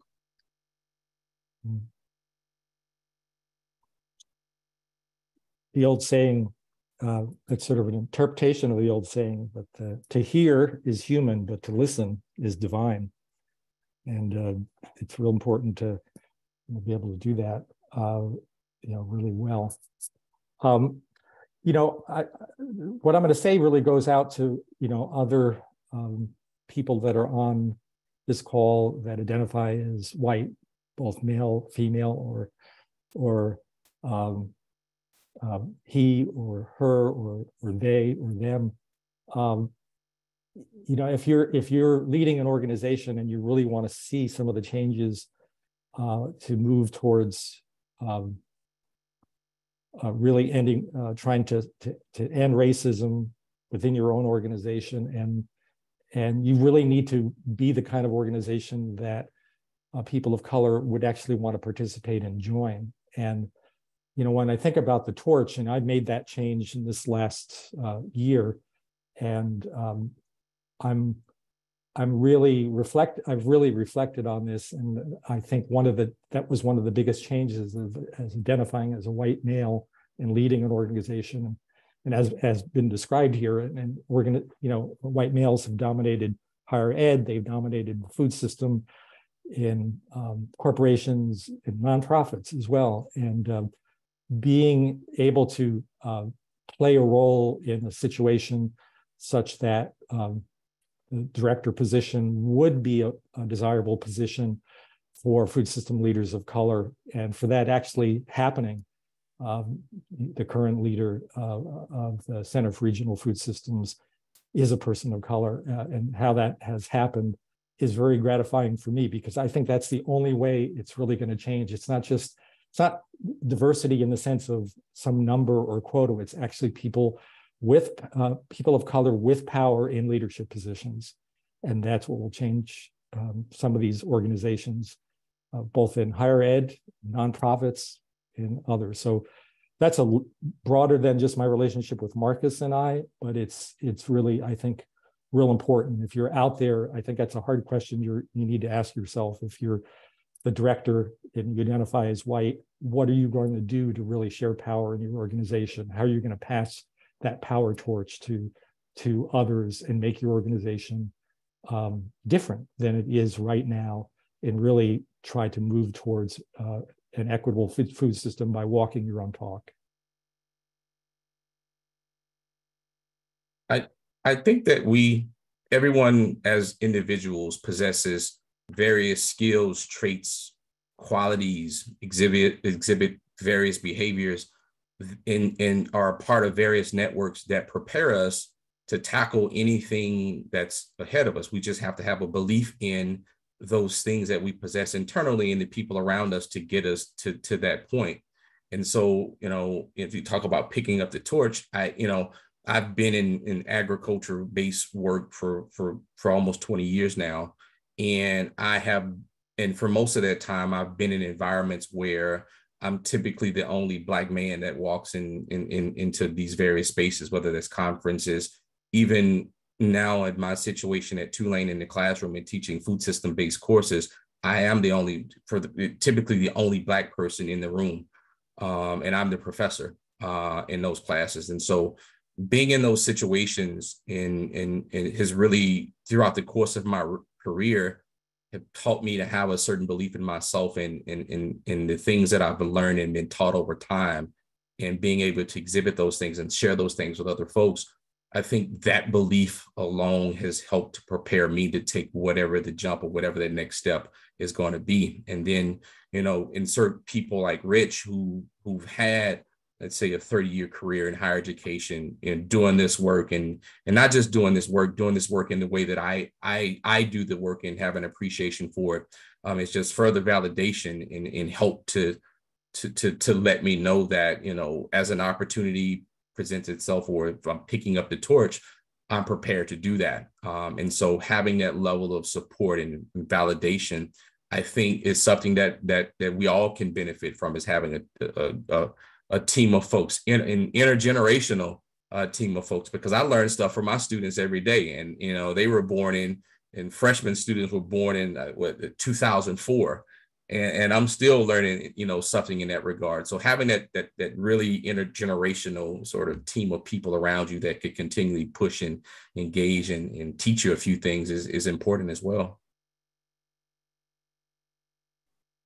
Yeah, I appreciate what you are sharing about the intergenerational aspect of it, because I think when I think about, you know, if I'm passing on or picking up the torch, it's really like a stepping in and stepping back balance. And it's a constant dance of recognizing when I have, you know, I want to use my voice and I want to make sure that I get my point across, but not to belabor it to where, you know, other folks aren't stepping up to show true allyship. We talked a lot about allyship in my mentorship and what that looks like. And again, I go back to how beautiful it is that in being able to set my own boundaries, it gave space and gave way for other folks to, you know, rise to the occasion and say, well, it's obvious now that there's a void, and we let it, you know, we let it go on for such a long time by default. And so, you know, watching other folks be able to step up. But I think,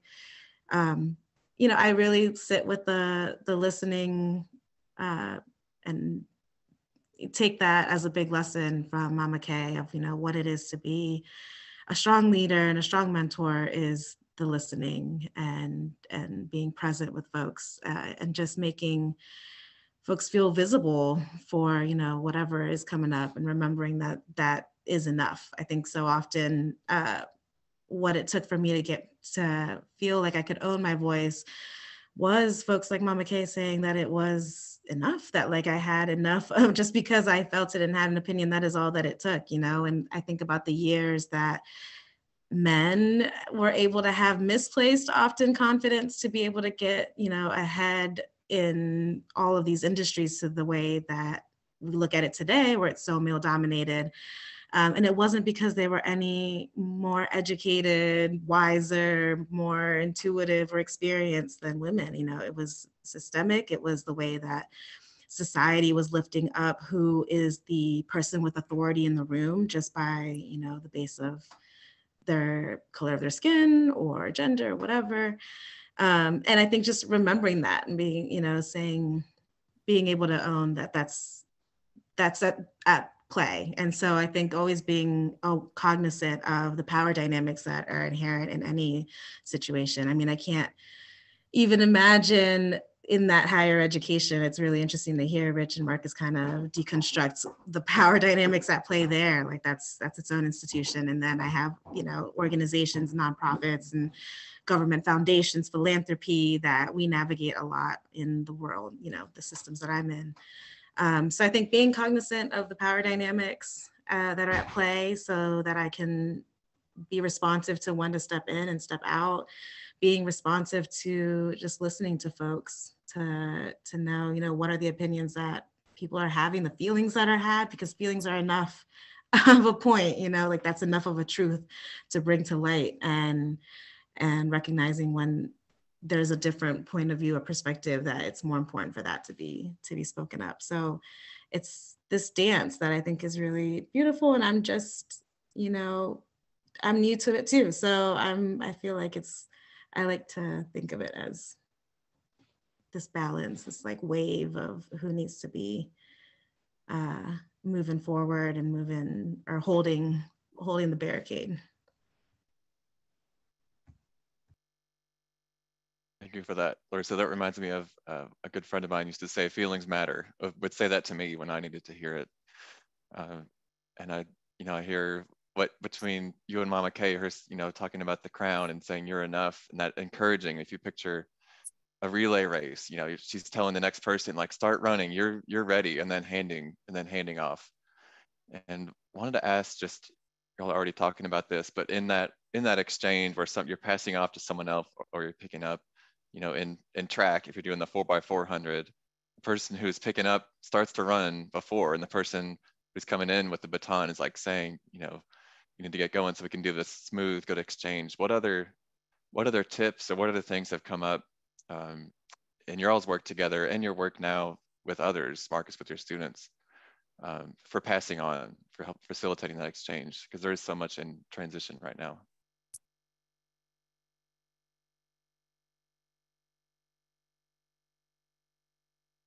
I just do my best to share the knowledge and information that I have with people around me, in particular those students, with the understanding that, we all, and I use this as a lead off to all of my courses, like, we're all a product of our lived experiences in the narrowed vision to which we've seen the world.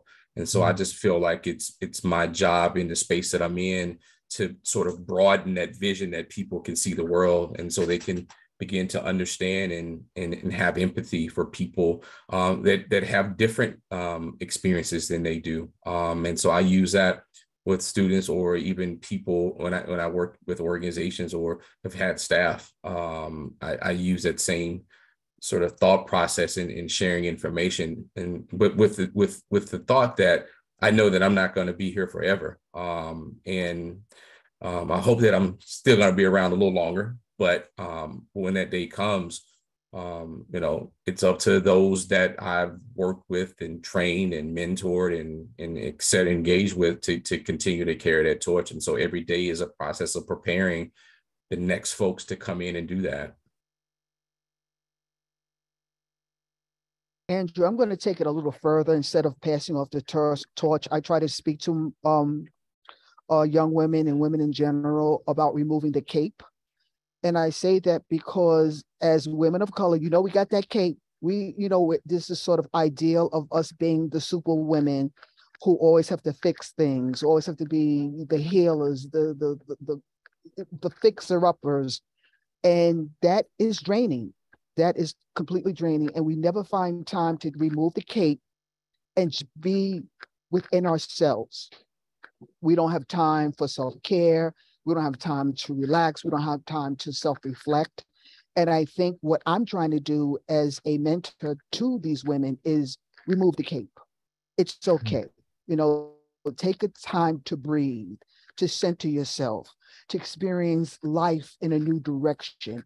You don't have to fix things. Things will, settle and figure out themselves. And so, and it's been a rude reckoning for a lot of women, because they don't see themselves as being able to relax, to take off that cape. And so I'm really stressing that to women, especially women of color, that it's okay to remove the cape. It's okay to be in a place where you can, go inside yourself and feel comfortable about who you are, and that you don't have to have that savior mentality. You don't have to have that superwoman mentality, so that finally you can breathe. And it's so great when you can sit down and you can breathe for once and be the person that you set out to be. And on that analogy, I was just thinking, like, we spend so much time in the headquarters, the Justice League headquarters, like the Hall of Justice. We spend so much time in there, like strategizing and preparing and dealing with the fallout of what just happened and how to like regroup and get it together. And we don't spend enough time in like the spa, the hall of like relaxation and care and love. And again, to Andrew's point, like feelings matter. I think that remembering that, tuning into what we feel in our bodies, tuning into that, the knowledge that is already there, just remembering what, is true for us and what we value is just as important as the time and the hours that we spent in strategy of like, okay, you're going to go out there and you're going to, hold this point and hold this meeting and we got your back. And there's a lot of that too. And we don't spend enough time in like the aftercare. And I'm just now starting to get into the practice of aftercare. I'm like, we can go out there and do these incredible, badass things as women, and we're always going to get rewarded for that because, you know, women of color are supposed to wear the cape and we get rewarded for when we do it. But are we getting rewarded for afterwards? And we're like, that was a lot of energy I just put out there. That really drained me. That took a lot out of me, and no one recognizes that part of it. Everyone is just kind of basking in the output, but not, you know, what does it take to put back in? So I really appreciate that. I even myself, I catch myself thinking too much about like in the Hall of Justice and not enough about the aftercare. Thank you all so much. It's just so great. And Karen, when you said that, you're moving the cape, it made me think of an old song called I'm Not Your Superwoman by Karen White. Do you remember that song? That just immediately popped into my mind. I popped that in the chat for anyone interested in knowing more about that song. But you know, we still can, you know, have a few more questions, but you know, we want to really hear from the audience. And if you have any questions, we would love to hear from you all. You know, what's coming up for you? What is something that you might want to hear from this amazing panel of folks? And also we want to know from the audience, and you can type this into the chat while we're waiting for questions to come in, is from this conversation, who's ready to pick up the torch? Who's ready? Say, I'm ready. If you are ready to pick up this torch, I want to hear it. Let's see it in the chat. I see in the chat, let's see, we've got questions coming in. Let's see. I do see that we're going to talk about this. Actually, our mentorship program for this year is coming up. The deadline is actually been extended until Friday of this week. So for those of you who are interested in being able to be mentored by, you know, either Karen or Rich or the rest of the amazing group of mentors that we have, please get your applications in by Friday. Andrew, are you seeing any questions in the chat? I don't yet, but I think Rich might have had something you were going to say about this last question while we wait for those to come in, or not. Yeah, the only thing I would add, I mean, there were all the other three panelists had really powerful comments, and I would just add a smaller comment in that I think is really valuable if you're looking to pass that torch and transition to leadership to others, is to sit down with them, and in addition to being a really good listener, and is ask them who they want to be introduced to, that who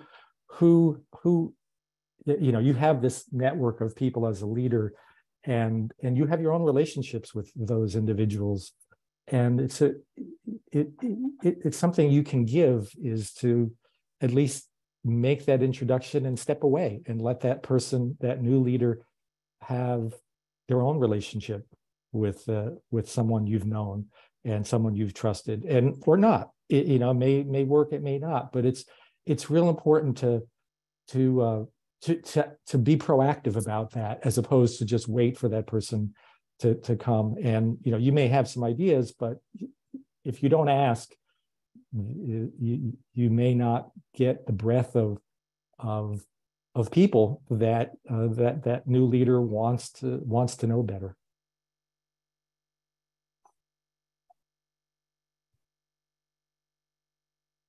Thank you. I see one question coming up in the chat, and I think that this is a really great question, which is, you know, we're having a conversation here about mentorship, but the person is asking about sponsorship. You know, how are mentors making opportunities for sponsorship for folks? And I think that this is an important question, because especially for the people of color, BIPOC community, they tend to get a lot of mentorship opportunities and not enough sponsorship opportunities. And so I'm wondering if you all have any insight there on how you might be supporting folks through sponsorship. And what I mean by that is, like, you know, saying like, here's an opportunity for you over here, or, you know, really like supporting the folks who have maybe gone through the mentoring stage to get to the next step of the process, which is opportunities. Well, for me, I'm like an open book. I mean, people know how to reach me, you know, I will help anyone. People reach out to me all the time through social media, get my phone number, and I feel it's my responsibility to share a lot of things that come my way, be it trainings, be it workshops, be it conferences, you name it, being financial help. I think, again, as being an elder and being a mentor, again, I feel it's my job, my opportunity when things come my way is to pass it on. Again, a lot of us are stuck in holding on to things that come our way. We don't want to share information. We don't want to share resources.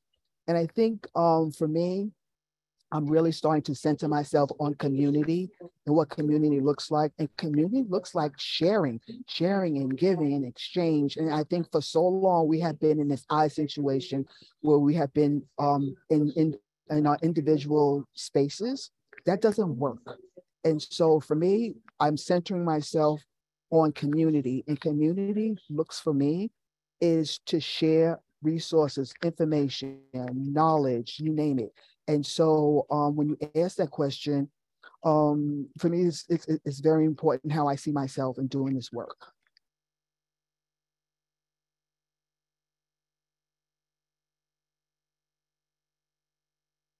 Thank you. We have another question coming up, which is around allyship, and it says, what are the great characteristics of a good ally, and how might allyship look different depending on your career or life stage? If anybody wanted to take that question.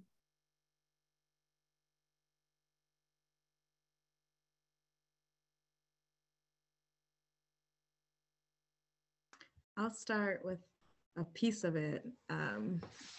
When I was speaking so much about that and what it was like for me to start setting boundaries, I think a big part of a question I was asking myself is,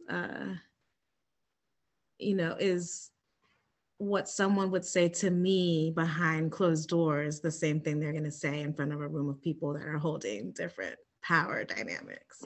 Yeah. And that was really the crux of a lot of allyship. You know, I would tell Karen, like, yeah, I got allies. And she's like, are these allies, are they speaking up when it's time to speak up and say the thing? And I was like, well, no, but they tell me. And she's like, no. She's like, if that's not what they're saying in the room and speaking that truth to power in the room with the people that need to hear it, because you're not the one that needs to hear it, then how are they really showing up for you, you know? And I think that's a big piece of it. It's, showing up for me in those spaces, showing up for folks of color is not putting the onus on them to say the thing that they've been screaming from the rooftops for generations. When they know it's true, and when they tell you it's true, when the cameras aren't on, or when the mic's not on, or when it's, behind closed doors. So I think allowing, the folks of color, the folks that have been taking up these spaces to hold their boundaries so that they can preserve their energy and their rest and prioritize their work, their heart work, allowing them to hold those boundaries by you going and being the one that has to kind of hold the barricade for a while and hold the line. That's it. That's what it's gonna take.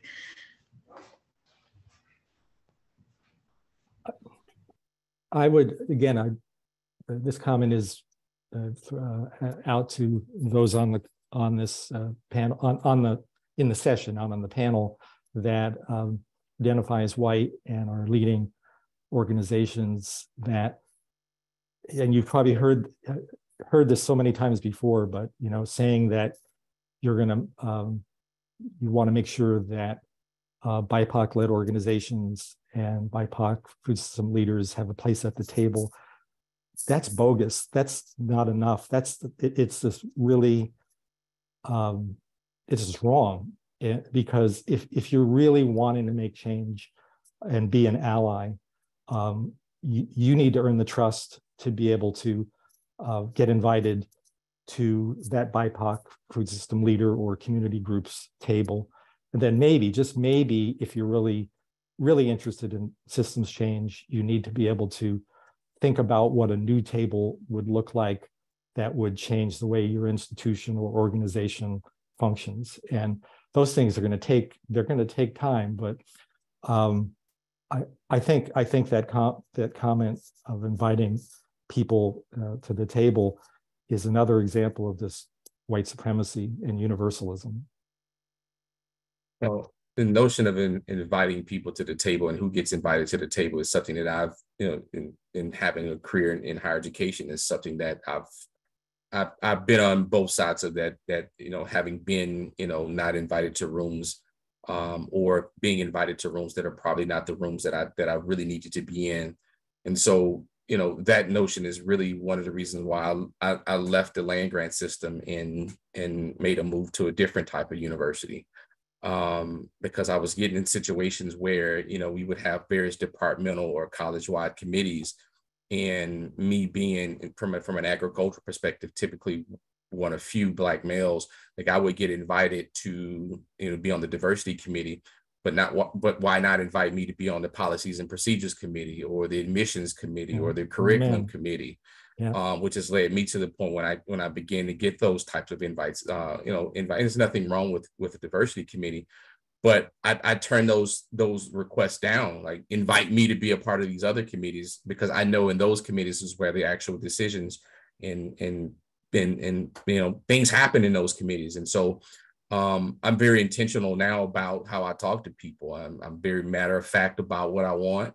And what my purpose is within the organization and within the department. But, it took a little old age and a little disgruntled behavior for me to get there. But I think that, when we get in positions where we get in these rooms, we have to be our authentic self and let other folks know who and what that is. And I think that I'm getting to the point now where I've been really intentional with that within organizations. Thank you so much. We are coming towards the end of our time together, and before we just go on to the next session, just want to let everybody know that there is a conversation topic in the Whova community that is about mentorship. So we welcome you to go over there, leave questions and comments. And hopefully if the mentors that we have here have time to respond, they will. And if not, we will be able to answer some of those questions over there for you. Andrew, did you have anything to add? I'm going to put the link in the chat about our mentorship. And as I mentioned earlier, the application has been extended until Friday of this week. So if you haven't done so, please get your applications in. Andrew, did you have any more to add there? Oh yeah, we'll show the information to apply. There was another question I wanted to just see if anyone had a quick take on this about goal setting in this. We're in a topsy-turvy world. Things are always changing. How do you set goals? I think they're asking about specifically to mentorship. Does anyone have an insight from your experience of how you set goals and adapted or adjusted as you went, to close us out?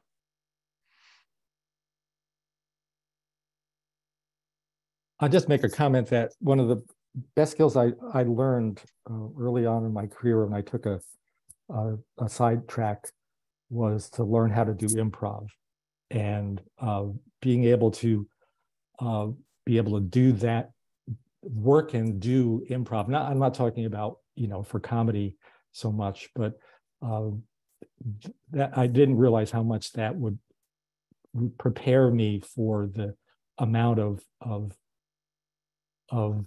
just constant change that we have, these days. So that was just something that has been really helpful for me. I think with goal setting, just in general, if a goal isn't written, it isn't a goal, it's a dream. So when you're setting goals, make sure you're writing them down where they're visible so you can always be revisiting those things and come back to them. And if that's in concert with a mentor, making sure that you're both working on those things in concert and sharing ideas and information, just in coming up with sort of a timeline and some key check-in points to make sure that you're getting to where you want to go on that list. And I'll say, as a testament to Karen's listening, is like being honest and truthful and authentic. And I think it was, I came into it maybe having some goals in mind that I thought was what I needed to be working towards. And really, Karen being like, what happened today? Just tell me like what's happening this week. And then from there, she's like, oh, okay, what I'm hearing you're going through, what you're really prioritizing when you answer that question about what's going on for you is not this stuff. You're prioritizing telling me this, and this. That is where, that's the fodder for where to go. So, I mean, that trusting relationship, that honesty, breaking down expectations to the point of just showing up as authentic, honest people, and then going from there. I think it reveals so much more than what we might predetermine is our goal. So I really appreciate, the listening from that perspective. My final words is that goals are a direction. They're not static and they can change, and it's okay. All right, great way to sum it up, Karen. What we just heard, because we heard write it down, improvise, and think about what's happening today. So thank you all so much for sharing and for opening up from your experience in all of your work and through the mentorship program and sharing with everyone today. So we're headed into a quick break and we'll get some music going, give you a chance to move, grab some water, and then we'll be going into member skill shares in just a few minutes. Love you, Larissa. Love you. Thank you, everyone. Bye.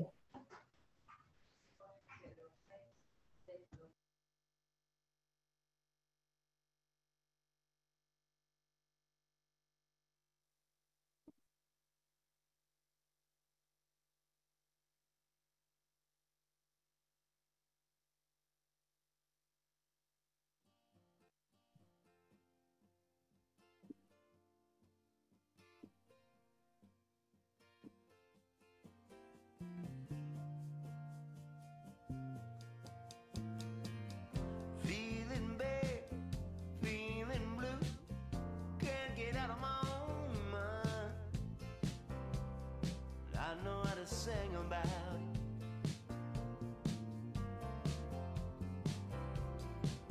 ring a bell, a little lonely. I better hit the road, Jack. We can cry into the phone a while.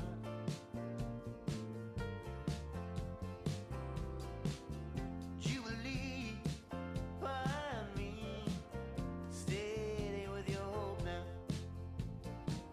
That little light's gotta last a while.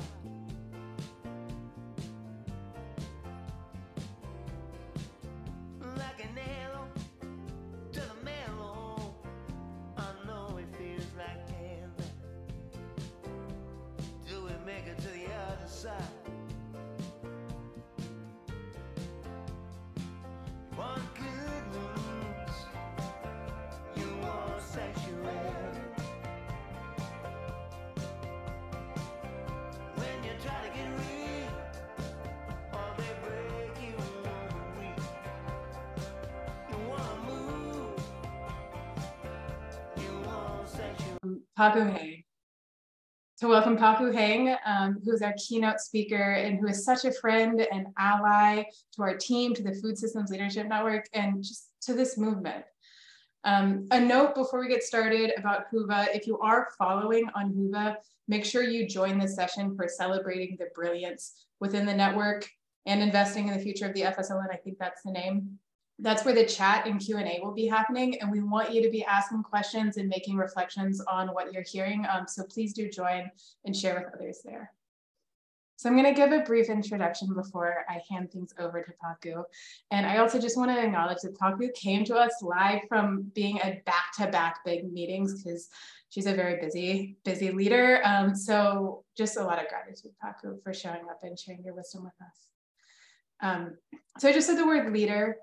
And in the Food Systems Leadership Network, we say that word a lot. We talk about leadership. And I want to acknowledge that the terms leader and leadership can feel fraught because most of us grew up in a society that reveres independence and tends to view leadership as something that comes almost by definition from a single, heroic, and charismatic individual. But in the Food Systems Leadership Network, we're talking about a different kind of leadership, right? We're talking about systems leadership. A systems leader works with complexity and supports others to make change, to heal, to nurture relationships, to transform ourselves, our organizations, our communities towards a more liberated, joyous, and connected future. I can't think of many who embody systems leadership as much as Paku Hague. Paku is the co-founder of the Hmong American Farmers Association, which is a member-based nonprofit in the Twin Cities that supports Hmong farmers in building intergenerational wealth and community wealth. She's the child of Hmong refugees. She was born in Thailand and moved to the US within the first few weeks of her life. She was the first Hmong student to attend Yale, where she studied political science and went on to receive her master's degree in political science from the University of Minnesota. Through her diverse work, she has grown deep roots in community, civic, and political organizing. Through an over 8-year term as the executive director of HAFA, the Hmong American Farmers Association, she has done so much good, including helping the organization to purchase 155 acres of land last October. We talked earlier with the FSLN mentors about the importance of passing the torch of leadership. And Paku recently passed the torch of executive leadership of HAFA.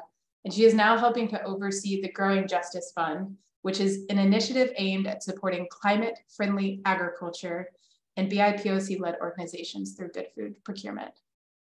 And I think she's probably doing a lot of other things too. I first met Paku in Detroit several years ago at the first ever FSLN Systems Leadership Retreat. This was the first time that members of the network got together. And she's been an integral part of the FSLN since its inception, serving as an advisor to 2 teams as part of the Institutional Investment Accelerator Project, helping to host a site visit focused on equitable food-oriented development in Minnesota, and recently participating in the FSLN gathering in Oregon last June. Paku is so brilliant and fierce, but also warm and kind and vulnerable and authentic. And each time I get to speak to her or listen to her speak, I come away feeling less daunted by the complexity of the problems we face, because I'm more inspired by the joy in the change that food systems leaders like Paku, like y'all, like all 500 people registered for this call today are creating. So I'm going to hand the mic over to Paku, and after her remarks, we do have some time to take a few questions from the audience. So I encourage you, write down words of inspiration that stand out to you and post your questions into Whova. So Paku, the floor is yours. Yay, thank you so much, Elizabeth. And thank you so much. I really do feel like you all, I'm coming home, that this is my community, this is my beloved community. So thank you so much for that wonderful introduction. Good afternoon, everyone. Before I begin, I just want to thank the folks at the Wallace Center for their leadership and their thoughtfulness in crafting and holding a space for people like us, you know, folks who care deeply about equity in the food system. And I also want to thank you all, folks on this call, members of the larger Food Systems Leadership Network, for your commitment to this community, to our community. I don't know about you, but I think the past couple of years have been extremely difficult, from COVID to the killing of George Floyd and the racial uprising to January 16th. We all have been going through so much. And for me personally, last year was one of the most difficult years in my life, if not the most difficult year in my life. My mom was senselessly killed coming back from the farm, and it fundamentally changed me. And so today I'm entering this space, right, with the reminder of a letter that Clarissa Estes wrote to young activists during troubled times. And she said, you know, you are right in your assessment that the luster and the hubris that has aspired that some have aspired to while endorsing acts so heinous against children, elders, everyday people, the poor, the unguarded, the helpless is breathtaking. Yet I urge you, ask you, gentle you to please not spend your spirit dry by bewailing these difficult times. Especially do not lose hope, most particularly because the fact is we were made for these times. Today, we are celebrating the Food Systems Leadership Network 5-year anniversary. And Elizabeth, you know, you alluded to the meeting we all had in Detroit. I remember that gathering so clearly. And I remember feeling such a sense of kinship with the people who were gathered there. The goal of the network from the beginning and still is to accelerate the realization of a just, equitable, and sustainable food system that generates not just good food and health, but opportunities for all. And the power of land and place and food as catalysts for social change has deep history in social movements and even in our own civil rights movement. Many folks may not know this, but as a college student at Morehouse University, Martin Luther King Jr. actually, he and other folks from the college, they would travel in the summertime to Connecticut to work on a farm there as part of a like a tuition assistance program, right? And the dream of equality that MLK would famously speak of years later was something he first glimpsed in Connecticut, an experience that helped reshape his worldview and prompt his kind of inescapable urge to serve society, he would later write. So land and place and food are real instruments for social change. But today we are here to celebrate the 5th anniversary of the Food Systems Leadership Network. And at the same time, I also wonder, like, where do we go from here? In the midst of these troubled times, what are we being called to do? Can we, or even should we, be moving forward, or should we rest and regroup and then, you know, wait for a later time, maybe a better time? And this brings me back to Martin Luther King Jr., and especially to his last address he made to the Southern Christian Leadership Conference in August 1967, just 8 months before he would be assassinated, right? His last remarks to them really were about where they and the civil rights movement would be going. And he said to them, right? He said, now, in order to answer the question, where do we go from here, which is our theme, we first must honestly recognize where we are now. And MLK then goes on to review the state of the African-American population in the US. He argues in order to figure out where we must go, the movement needed to really assess where it was and then assert its value and its purpose, right? So he says specifically, when the Constitution was written, a strange formula to determine taxes and representation declared that the Negro was 60% of a person. Today, another curious formula seems to declare that he is 50% of a person. Of the good things in life, the Negro has approximately 1/2 of those of whites. Of the bad thing, he has twice those of whites. Where do we go from here? First, we must massively assert our dignity and worth. We must stand up amidst a system that still oppresses us and develop an unassailable and majestic sense of our value. We must no longer be ashamed of being Black. Then MLK Jr. goes on to say, right, we must organize and build power. And he states specifically, we need to discover how to organize our strength in terms of economic and political power. No one can deny the Negro is in dire need of this kind of legitimate power. Indeed, one of the great problems that the Negro confronts is his lack of power. And MLK Jr. concludes to the Southern Christian Leadership Conference these words, which I think are so powerful. He says, when our days become dreary and low hovering clouds of despair, and when our nights become darker than 1,000 midnights, let us remember that there is a creative force in this universe working to pull down the gigantic mountain of evil. a power that is able to make a way out of no way and transform dark yesterdays into bright tomorrows. Let us realize the arc of the moral universe is long, but it bends towards justice. I wanted to share with you all Martin Luther King Jr.'s words because I feel like they echo so clearly even now, 50, 60 years later. And that it is so true that as we celebrate the 5th anniversary of the Food Systems Leadership Network and ponder where do we go from here, let's actually be open to some of the advice of one of the greatest change maker in our history and really in world history.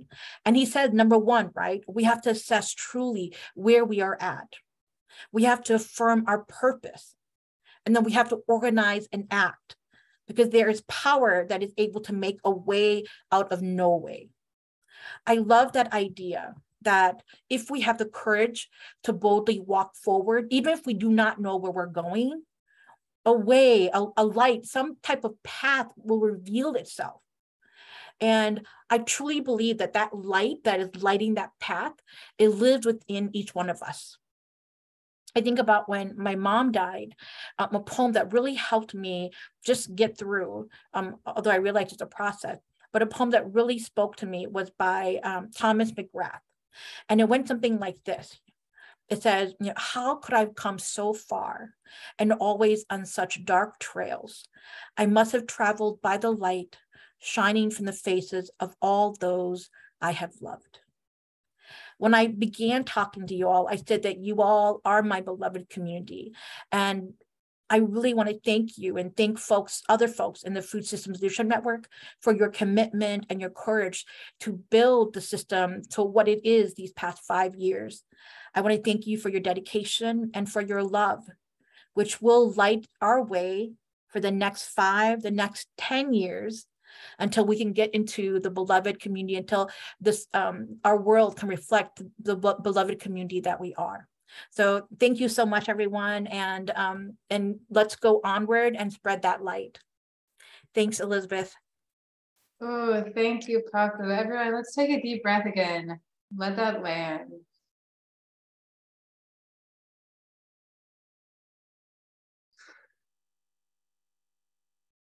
Paco, thank you so much for your vulnerability and authenticity. Get in the chat, goosebumps. I share that. Lots of things coming through. Folks, if y'all have particular questions, we do have a few minutes. I've got a couple lined up, but really want to hear from y'all as well. But I can maybe get us kicked off, Paco.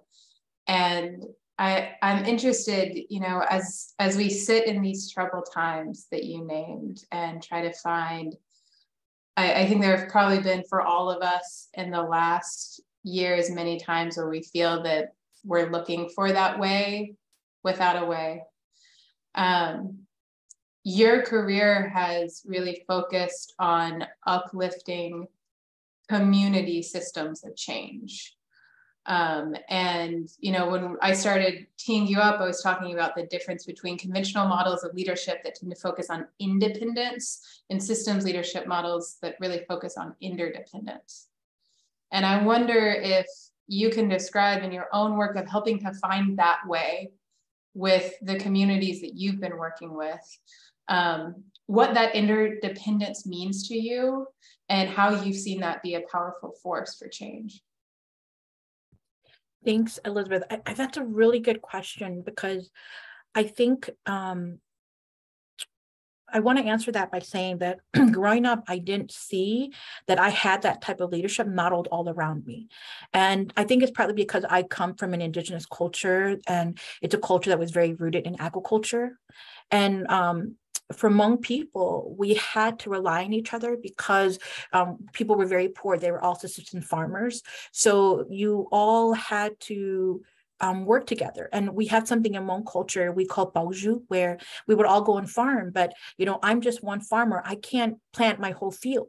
So the community would come together and we would, you know, create these pods, and we would say, okay, today we're all going to plant my field, and tomorrow we'll all go and plant my neighbor's field, and the next day we'll all go and plant the other neighbor's field. And this built, even though we weren't actually blood related, this built really strong ties of kinship. And so when there were problems, we could talk to each other. The very way that if we didn't have food, we could go to each other and help, that became the way that we build community. And that became the foundation of my culture and how I grew up.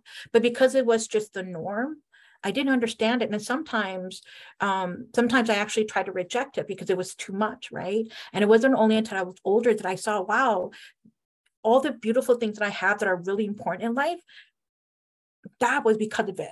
And so I think to your question about leadership is this idea of like, be open to this idea that sometimes, and I think it really comes out of gratitude, sometimes in examining ourselves, we have a deeper understanding of like where we come from and the type of leadership that is possible, right? And for me, I think it's especially explicit in agricultural communities because agriculture is truly dependent on each other, right? It truly relies on an interdependent community for people to survive.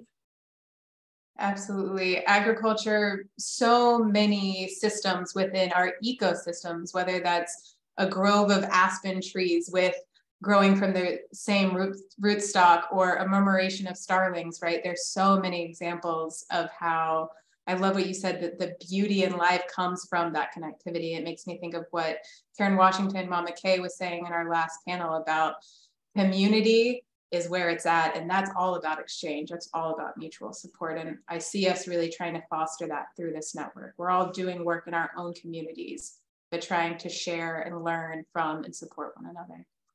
And we see that a lot, lifted up in social capital and literature, right? Where we talk about how these are these dense bonds that then can make people and individual people and communities much more resilient.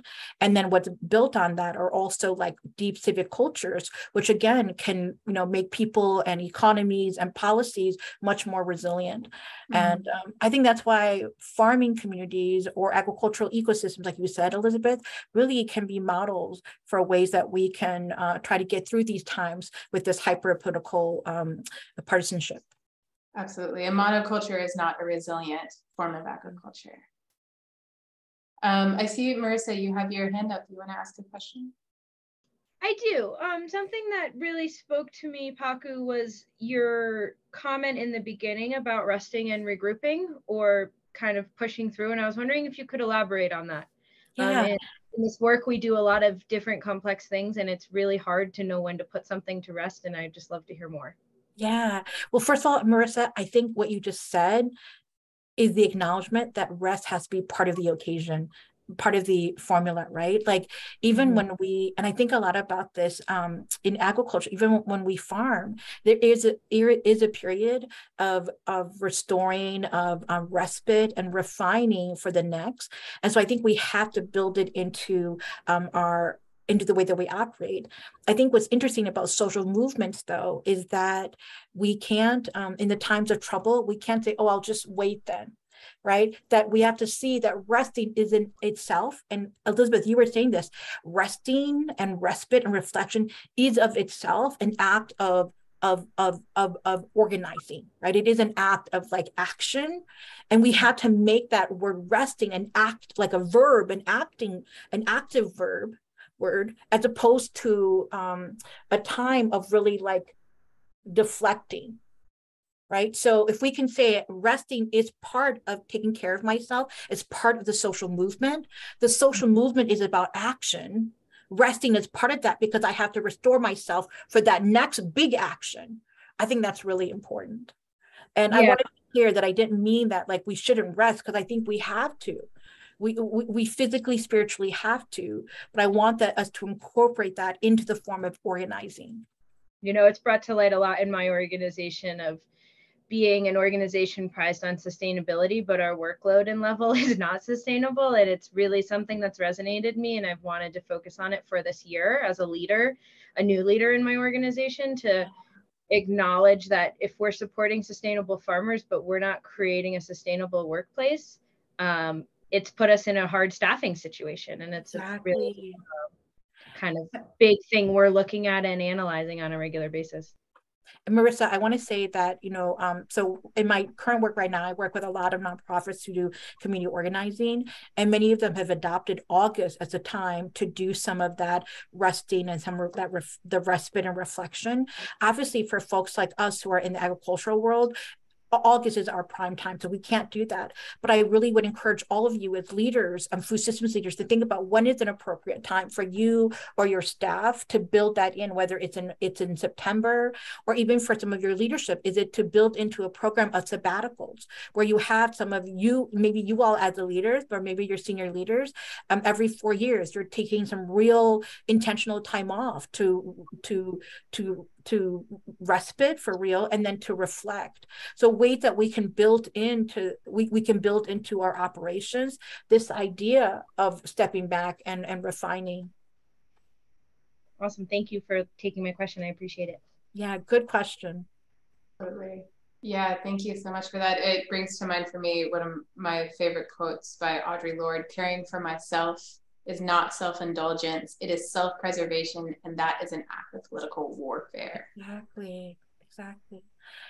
And Elizabeth, that really resonates with me, because I think for many of us who work with Black and Brown people, their labor, oftentimes they don't own their labor, right? And especially in agriculture, the labor is so intense, and folks are never given a time to rest, right? But I think resting and refinement, that is part of human dignity too. And so I think especially for those of us who believe in an agricultural system that is equitable and sustainable, we have to fight not only for respite for ourselves, but for the people that we represent, because that's part of their dignity. Yeah, thank you so much for naming that. Part of these complicated systems that we're trying to challenge and shift are shifting norms of white supremacy culture in our work and in our economies. And, I said at the start of this, being silly is a radical act, because part of what you're doing is you're pushing back against that, right? And so is taking the time that you need to heal, to rest. So thank you for leading with that. I know we're about at time. Team, do we have time for one more question? Yeah, I'm gonna say it. Hi, Sri. Would you like to ask a question? Oh, we lose you? Sorry, thank you very much, Paco. I enjoyed your presentation. I know you mentioned the Hmong farmers were small scale and sustenance farming. Of course, they were poor in money, but they were rich in so many other things, which, you can't put a dollar value on those other things. And that only farming gives. I'm a strong believer in that. I also come from a culture of small scale farmers. My question is, how do we shift the food system to actually value those things that really don't have a dollar value on? We are so, I'm loath to say this, but we are so Eurocentric in our nature and econocentric that we forget the other human and, natural values. How do we, in your work, how do you see this needle being moved? Yeah. Wow, that's such a good question, Suri. And I feel like that's exactly the heart of why a network like this exists, right? Because we have to share. I would even argue that, quite honestly, there is a value already, but that we haven't percolated to the higher level. So what do I mean by that, right? Now there is, whether you believe in certified organic or sustainable food, there is food like that in the food system. It's just that they're super expensive, and who can afford it? It's often the people who are shopping at Whole Foods, or people who can afford, who have higher income levels. Right now, when developers are developing, land, the neighborhoods. There was one developer that I was speaking to 2 years ago who said that they have community gardens in the center, and the plots that are closest to that community garden, those plots go at 30% higher, right? They can charge a 30% premium on those plots than other plots, because people want to see gardens, they want to see flowers in their background. And so I would say that there is, people are valuing that already. It's just that our lawmakers haven't caught up yet, right? And I think this is why we don't have to be partisan, but I think, and this is going back to what MLK Jr. was saying, we have to be political, We have to have policies that reflect that, and we have to have policies that reward the people who are using the most labor to get us to that point, right? Because there is value, and I would even argue further that, especially with climate change happening, that will become even more valuable. You know, there are studies right now that says that the Midwest is really, in the next 50, 100 years, it's going to be the place where, mostly maybe the only place where food can be grown in the United States because of climate change. And right now, many hedge funds are on the DL buying up farmland. Right now in Iowa, you go to Iowa, farmland is so expensive there. Because people have done their algorithms, they've done their calculations. And so we really do need to have that public policy reflect that equity that we all are striving for, because you're right. The way that land is farmed, it's not just about the commodity, you know, like the systems, both the systems that you can see, like the soil health, but the systems you can't see, like the resilience in the community, those things are really invaluable. Thank you. Great question, you know. Thank you. Paku, I would really like to keep you on for another hour and a half, if that's possible, because I feel like we could all talk to you for so long, but I know that we can't, and I want to respect your time. There's some good ideas and asks in the chat. I'd ask y'all to please keep it going there. Again, share the uplifting words, what gave you goosebumps. We want to hear from you what you're taking away from this. We've been talking a lot now about the power of networks and interdependence in taking care of ourselves, to shift power, to find a way when it feels like there is none. And that tees us up really well for our next conversation. So with a lot of gratitude to Paku, to all of you for being a part of this beautiful experience, I want to hand things over to Susan, who's going to lead us into that next conversation about investing in and creating that future for the Food Systems Leadership Network. Thank you. Oh my goodness, I'm just feeling my own cup really filled up from that conversation. And Paku, thank you so much for your generosity of spirit. I'm just thinking about this whole day, for starting from the very get-go with Spirit creating such a beautiful piece for us to land into this space together, to really think about what we're nourishing within ourselves, within our communities, and how that's coming into a space of flourishing right now in this space and in the year ahead. Mama Kay and Rich, Larissa, Marcus, all the Skillshare leaders, Paku, just seeing like what a beautiful, beloved community this really is. And I hope that each of you that's participated in this convergence today is really getting a sense and a feeling of that community that is the Food Systems Leadership Network. This last summer, when we got together in about 65 network members got together in Oregon to really think through the future of the network and clarify its purpose and assess where we are as a network, to affirm our purpose, as Paku was reminding us of how important that is to do, to organize ourselves into action.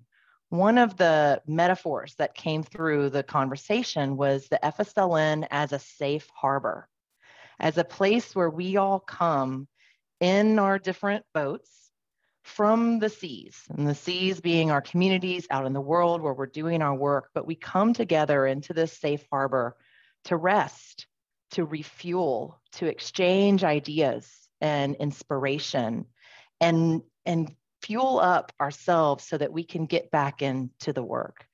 And I'm just really feeling that metaphor come alive today in this convergence, and just am feeling a really deep sense of gratitude to everyone who's here, who is holding that space and holding that container and making that be so. Over the next about half hour, we're gonna be talking about kind of what's coming up next for the future of the network, and really want to invite each of you to think about both how can you be supported by this network, how can you get your cup refueled so that you can continue to do the important work that you're doing in community, and also what can you offer this network in a paying it forward, in a way of nourishing this beloved community. It really, the strength of this network is all about us, how much each of us can contribute our heart into it to supporting one another and offering our knowledge, our skills, even just a little bit of our energy into nurturing this community. So I just invite you to just hold that question as we go through this next section, to think about what you might contribute to the network in this coming year. I just also want to quickly say before we go into the network priorities, on that point of rest, something that I haven't had the opportunity to share with the network yet, but my team knows because we've been preparing for this, is that I'm going to be taking a sabbatical over the next couple of months to rest and refuel myself for the next steps that are ahead. And as I think about the next steps ahead, I really think about the future of this network. How can I be in best service to the future of this network? What I need to do as a leader now is to take a break. So it feels really appropriate that we're talking about the next steps and the act of resting as an action, as organizing. Thank you so much for sharing that framing. So just a couple of things I want to say. Over the past couple of years, we have really done a ton of intentional community engagement with this network. Really deeply listening for what's emerging, what's needed from a network like the FSLN, and how we can best serve and support the leaders on the ground that are doing this work, and also work in allyship with other coalitions and networks, recognizing that the FSLN is just one component of a much broader ecosystem of change. Many of you on the call today and others who may aren't with us today have really contributed to those processes. And so I want to shout out the network weavers and the mentors and the many others who have participated in interviews and focus groups and surveys and design sessions and all the ways that we've been engaging partners and network members over the years to really help shape the future of the Food Systems Leadership Network. We've done some really deep thinking and challenging of our own mental models about the network in partnership with you and how we steward this network as a backbone team, how we channel resources, how we make decisions. And I hope that you all have seen how much our team has grown and evolved over the past couple of years as we've leaned hard into walking the talk of systems leadership. We are still very much a work in progress and are embracing a learning mindset as we continue evolving and growing alongside you.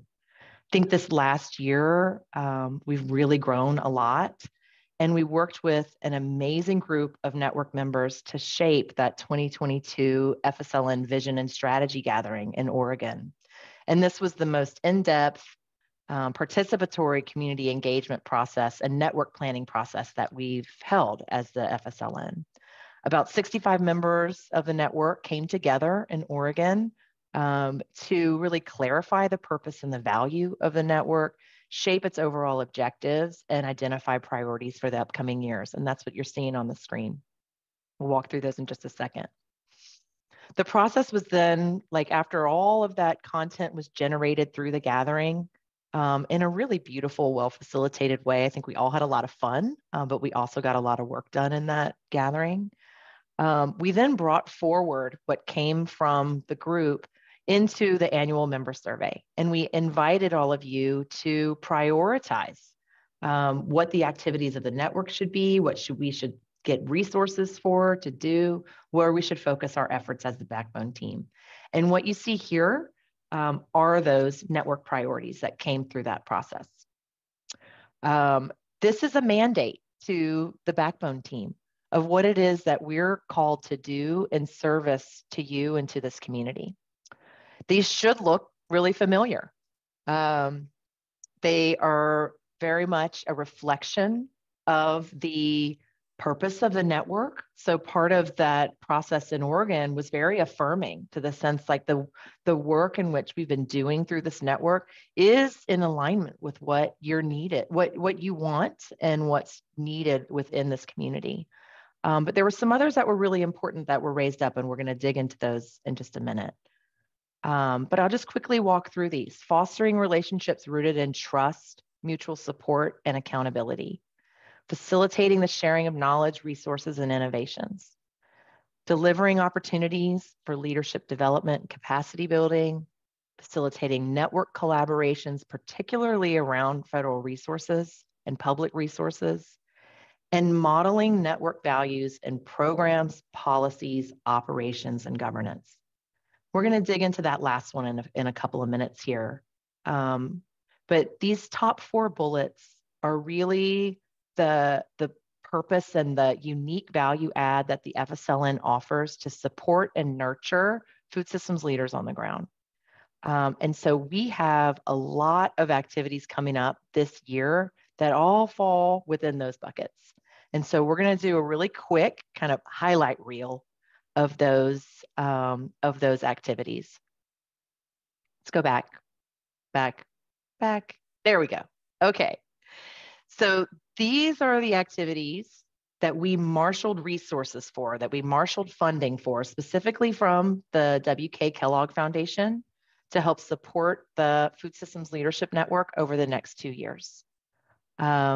And what we're going to do is give you a quick highlight reel of these. Don't worry, we'll communicate all these details through the Catalyst and the FSLN platform. So if you're like trying to furiously write down notes, don't worry about it. You're going to get more information about each of these. But just wanted to give you a little bit of a teaser and a taste of what all is coming up this year that we have secured funding for based on the priorities that were identified last year at the gathering and in the annual network survey. So Andrew, how about I give it over to you to talk quickly about the mentorship program? Sure, thanks. Yeah, so as we mentioned earlier, the mentorship applications are open just for y'all through Friday. So you can still apply to work with someone one-on-one from March through June. This has really been a key program we've done from the start and continue to see transformation through it. So excited to offer that this year. And I'll hand it to Annalena. We also, just below the mentorship program there, are the network activation grants. So this is the second year that we'll be offering those. So we have a total of about $10,000 that will be distributed to network members to really help facilitate collaborations across the membership in service of the network. So stay tuned for that, probably coming out late spring, early summer, but there will definitely be ways to get involved in that one. And Elizabeth, you're up next.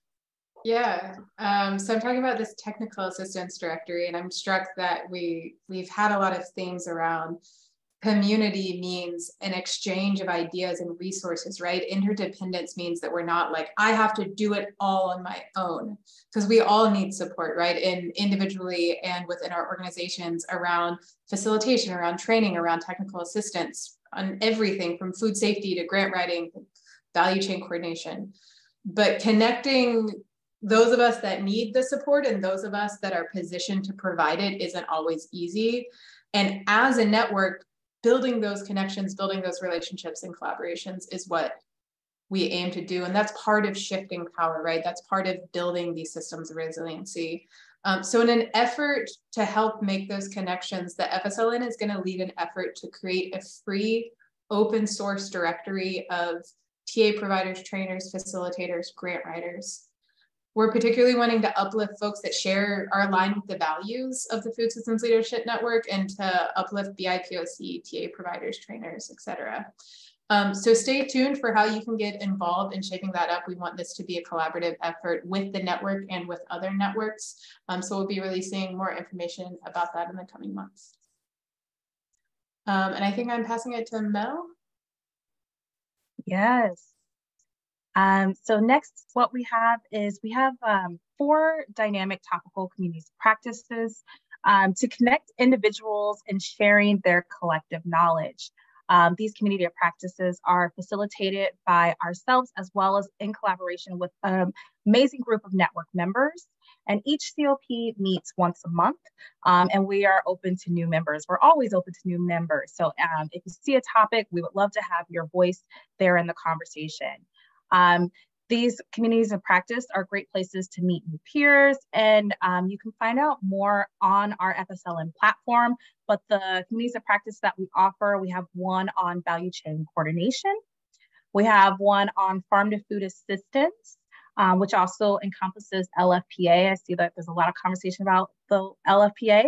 We have one for network development and one for food safety and quality. And we would love to see you there at our next meeting.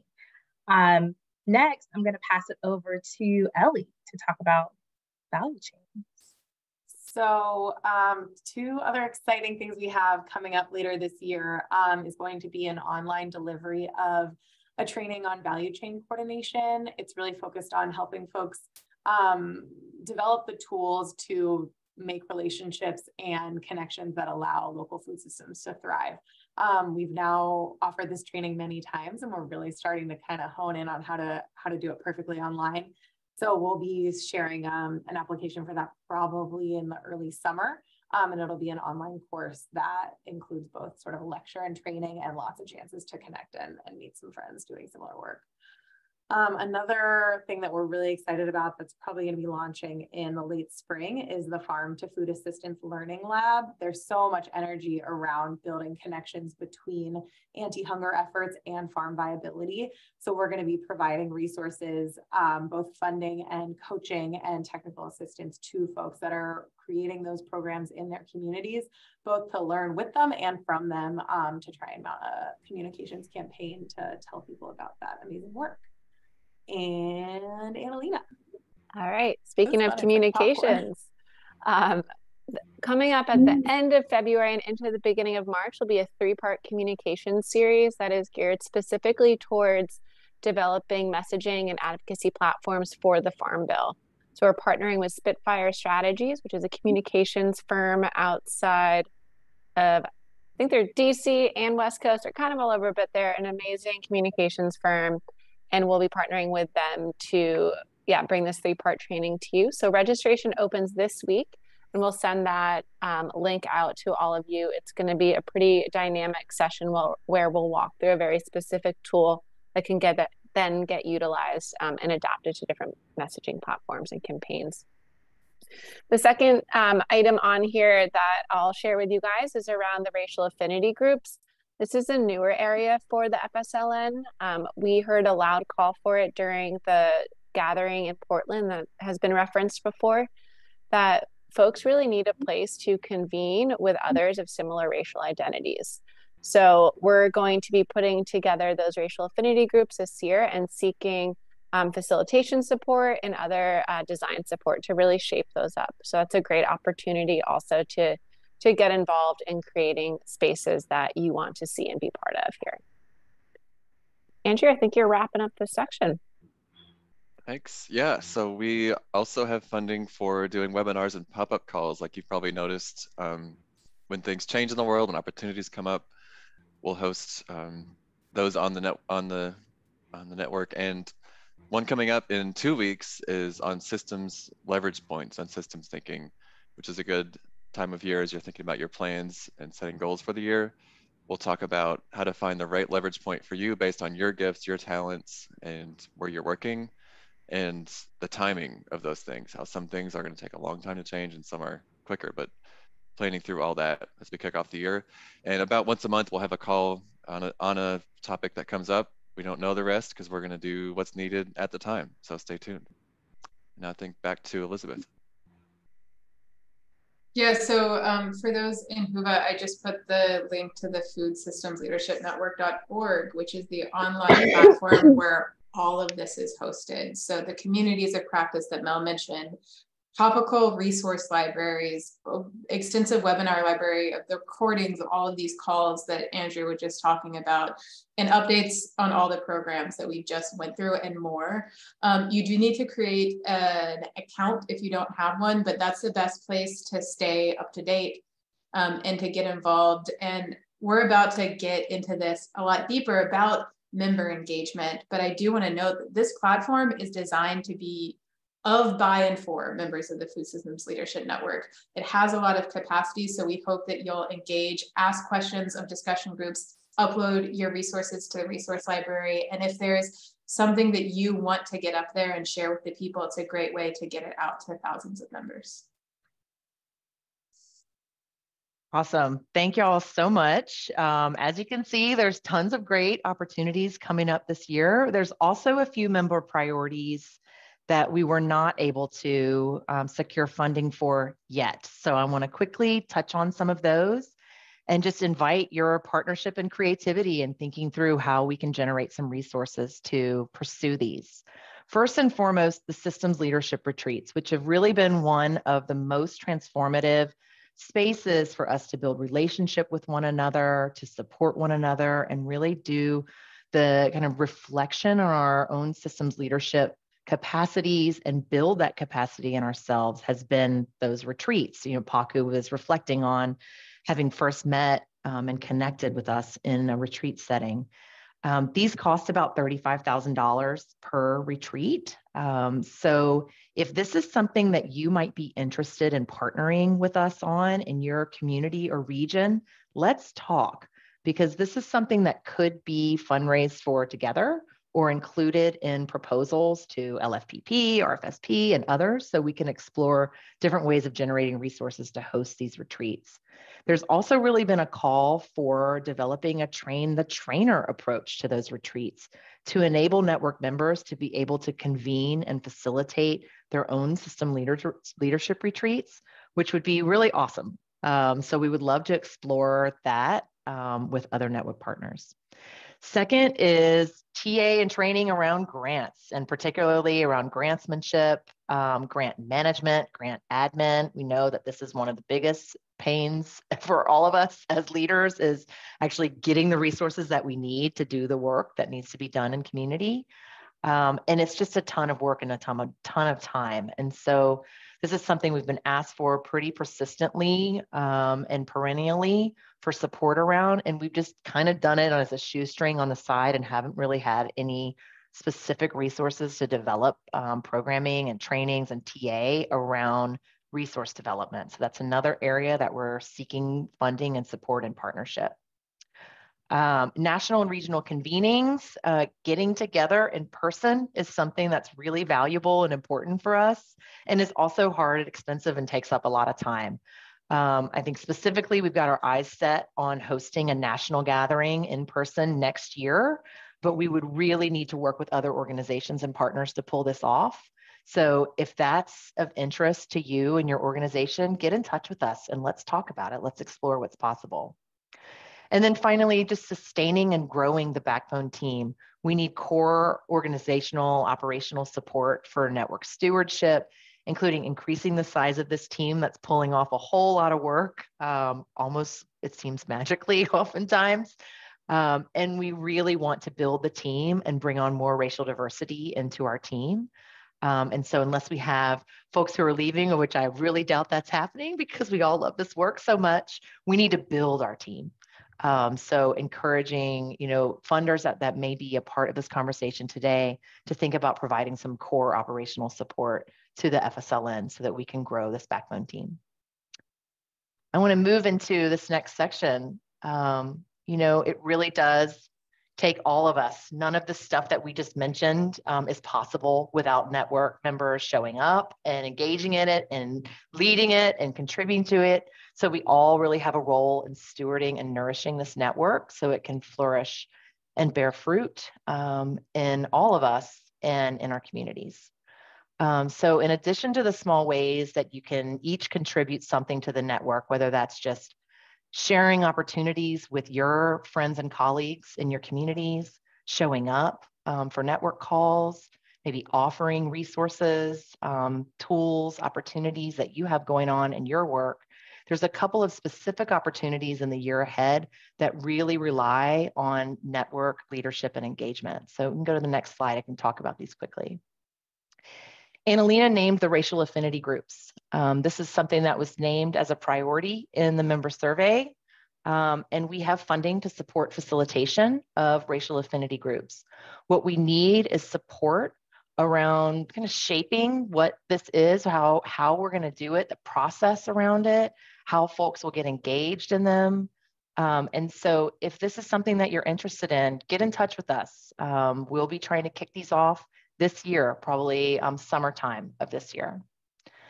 I raised that priority around modeling network values in all programs, policies, operations, and governance as being something that the network has called for.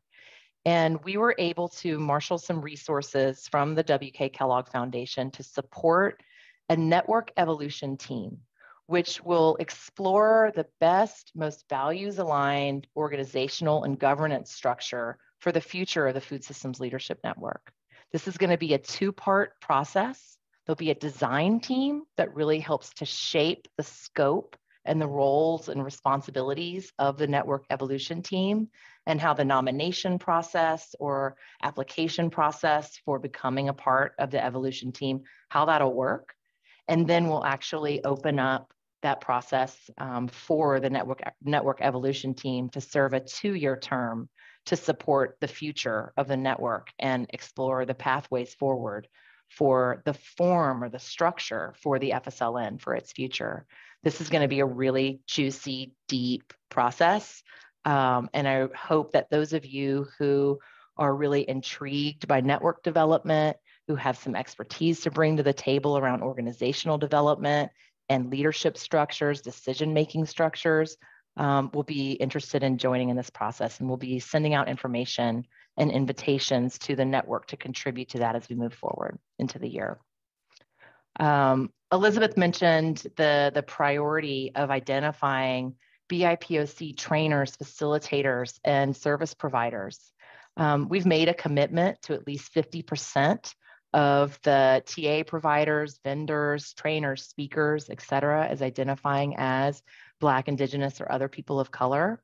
So please reach out if this is you, if you have skills to share with the network, facilitation skills, trainings that you want to offer, or folks that you would recommend that we engage with and partner with, please reach out to us with your self-nominations and recommendations.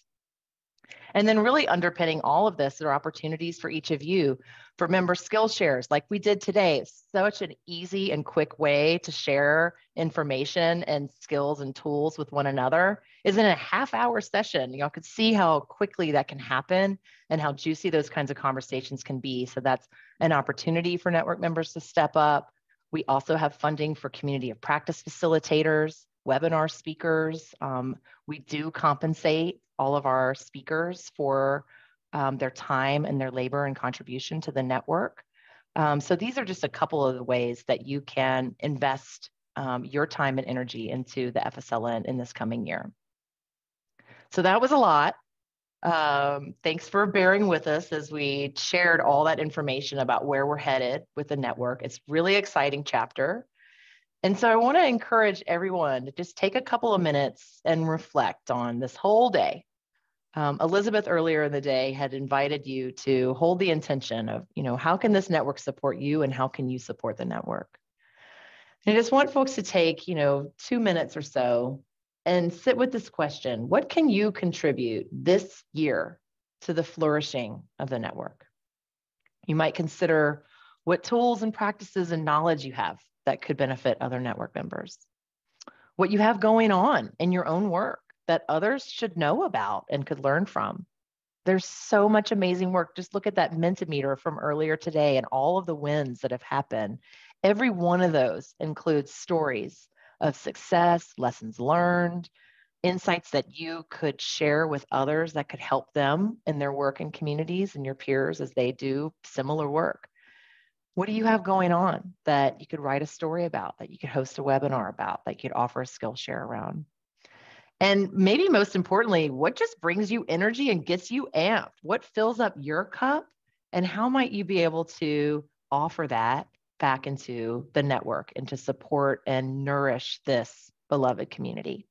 So take a minute to think about those, and then we're going to invite you to share them, your ideas and your commitments, in the community bulletin board. Maybe we could put on music for just a minute, Aaron, and then we'll point you guys to the bulletin board.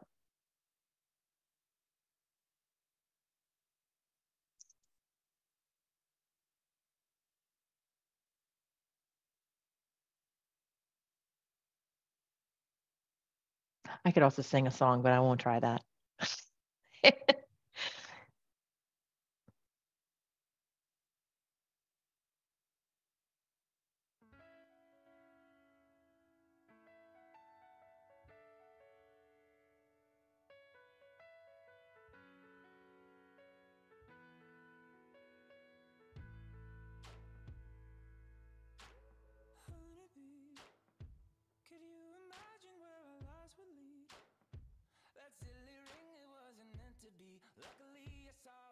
something I couldn't see.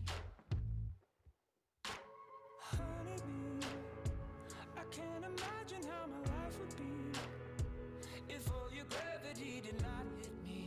Oh, don't you see, darling, my honeybee. But here we are, after all the misses and confessions to the stars that we never really owned as ours. And if our world comes tumbling down, I never could forgive myself for leaving out. You're the one, you are the only one.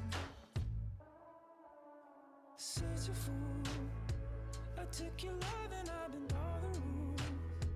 You took the bow and didn't let it show. Maybe take another 30 seconds or so, and then we'll point you where you can put your commitments.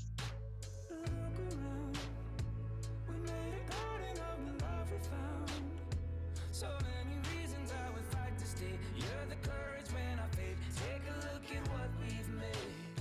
Here we are, after all the misses and confessions to the scars that we never really owned as ours. Right. DJ, can you take it down? Thank you very much. Melanie, can you point folks to where they can share their contributions and commitments? Yes. So we created a prompt in the community board. And so if you are in Whova right now, on your right-hand side of the screen, if you click on the community tab, you might have to scroll down a little bit, but you should see a post that says investing in the future of the FSLN 2023 member commitments. And if you click on that, that's going to be the space where we're going to be collecting, you know, this reflection that you had time to reflect on, and would love to have your comments there. So again, it's in the Whova platform. If you are in the speaker session right now, it will be on the right-hand side under community. And the title of this is Investing in the Future of the FSLN. And so please go ahead and head over there, leave your comments. We want to hear from you, and as some of those come in, maybe we can share some of those if we have some time. Thank you, Melanie. I am navigating over to that spot. Yeah, you got to scroll down a little bit. We got a couple of folks that are probably navigating down there. So please, I don't see anybody put any contributions yet, but I know that you're thinking about them and going to stick them in there. Prioritization tools. Sue, I want to go to that session. So let's do that. Encourage other folks to put just one thing that you can contribute to investing in the future of this community. Thank you for holding that intention throughout the day and carrying that forward into the year ahead. We are almost to the happy half hour. We are nearing the end. So if we can go to the next slide quickly, just want to revisit the intentions from today. Did you make any new connections and forge any new friendships? Did you capture words of wisdom and insights for your year ahead? Did you learn more about the FSLN and how you can be supported by and support this network? Would love to hear your reflections and any words of wisdom that you captured throughout the day into the chat. I know I circled remove the cape. To me, that was a really powerful metaphor that is a mantra that I want to carry forward for myself this year. The idea of loving accountability is another one that Mama Kay shared. What other words did you hear today? Words of insight, inspiration, This meeting and is being wisdom recorded. that you want to share with each other and remember for the day. So I encourage you to drop those in the chat. And also want to ask you to please go, and within this section, there's a poll, just asking for some feedback on this day. How was this for you? How was the overall experience? Did you learn anything new? Just give us some feedback on how this day was for you. So thank you again for your contributions in this section and for just being here with us today. And, you know, we started out with a grounding process and ceremony and beautiful song from Spirit Paris McIntyre. And we're going to close and move into the happy hour with the support of another wonderful human being. When we reached out to the network for suggestions of folks to help us hold space for this convergence, Mama Kay, Karen Washington, connected us with Shantana Ashay. Shantana was at the Bugs conference in Atlanta earlier, or I guess it was later last year in 2022, and really helped to hold space for the Black Urban Gardeners and Farmers Network. And I think really just blew everyone away with their wisdom and insight and just beautiful presence. And so Shantana has been with us all day, listening for insights and crafting and weaving together the brilliance that is this community and this network. And so we've invited Shantana to help us close the day before we move into the happy half hour, where we just let loose and have fun, and to really just help us kind of close up and weave up the day. So I just quickly introduce Shantana. Shantana Ashay is a Southern roots storyteller, educator, interpretive dancer, and meditation facilitator. With over 19 years of experience, Shantana Ashay is known for expressions that encompass prayers and ancestral reverence that hugs the soul. An advocate of all things natural and ancestral, her mission is to guide the collective to honor their history, tell their stories, and create a vibrant life that aligns with their soul. We are honored to have Shantana with us today to help weave together the conversations from throughout the day in this closing piece. Shantana, thank you so much for being a presence with us all day, and the mic is yours. Peace, y'all. I am so grateful to be here. It's been such a dynamic space to enter into. And to serve as a fly on the wall on the work that you all are doing. And I just want to say congratulations to 5 years of doing this work. So if you could please give yourself a round of applause, because it is definitely something to celebrate.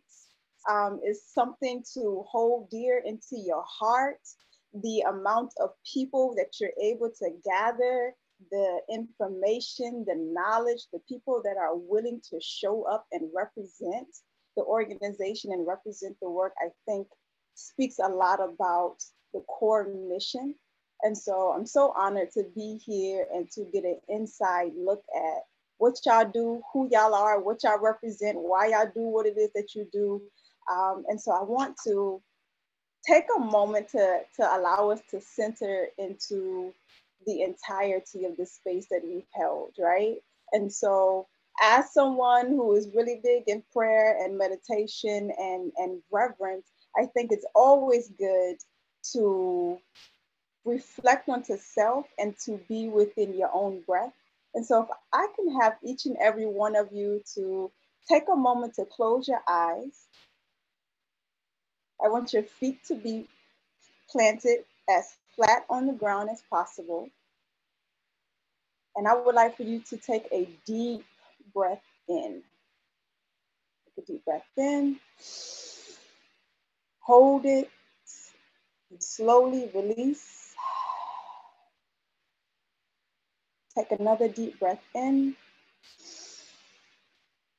Hold it and slowly release. And let's take another deep breath in. Hold it and slowly release. And I want you to continue to keep your eyes closed, but in this moment, I want you to just smile. Smile and show all of your teeth. Allow the muscles within your face to be expressive. While you're smiling, I want you to move your shoulders forward and backwards. I want you to move your head in a circle. Have that circle move down to your waist, to your hips. I want you to stretch in your toes. Just feel the magnitude of you being alive and you being present. I want you to continue to move and take a deep breath in and exhale.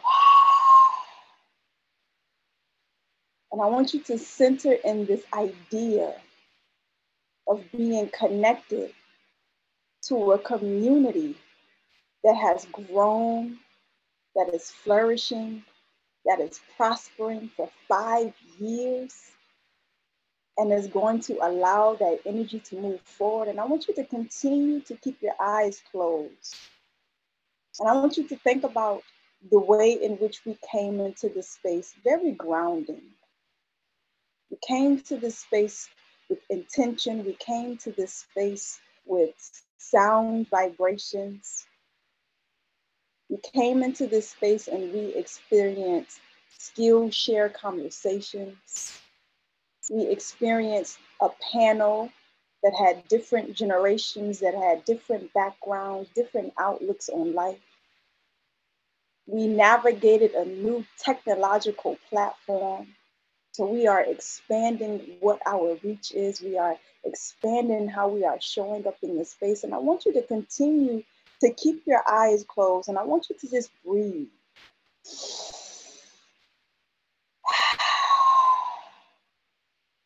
And we think about this idea of taking the cape off, because the work is heavy at times, but it's always full of heart. It's always full of presence. It should be full of affirmations and intention, because you are a vessel that is living and breathing, and you are worthy of all the things that you put intentions into for this work. But then also you are worthy of the love that you pour into yourself. And so I want you to commend yourself for showing up, for being present, for taking on knowledge, for understanding the importance of this work, but also in understanding and understanding and overstanding the significance of community, the significance of resources, the significance of us telling our story. Take another deep breath in.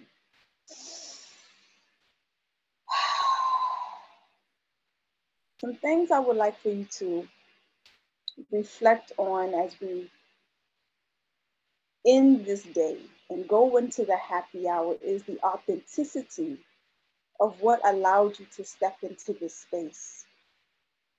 The superpower of active listening as we are co-creating within our communities as we do this work. As we think about the highlight of our values, of our commitment to the work, of how we're going to facilitate in the highest light. Think about the different skills and attributes it takes in order to continue forward. With 5 being a number of change, of significant transition, of ebb and flow, of being able to elevate. This is yet a stepping stone. And I want you to honor the space in which you have been in and honor the space in which we are going. Take another deep breath in, because we've received so many words, beautiful conversations, but now is the time for you to experience the senses of being present in a monumental moment such as this. So with your eyes continuing to be closed, think about all of the intentions and all of the information and all of the ideas that you've been inspired to birth. And we'll bring you through this moment of steadfastness, with a very short amount of sound vibration.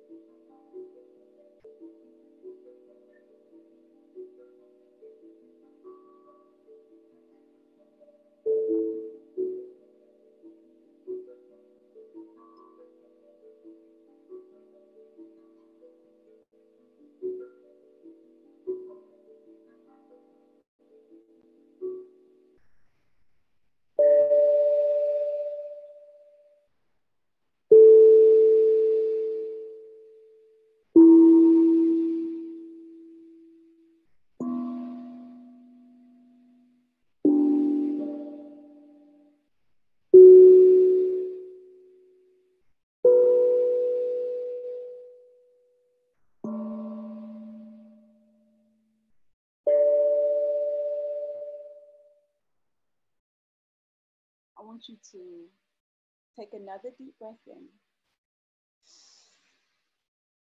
and slowly release.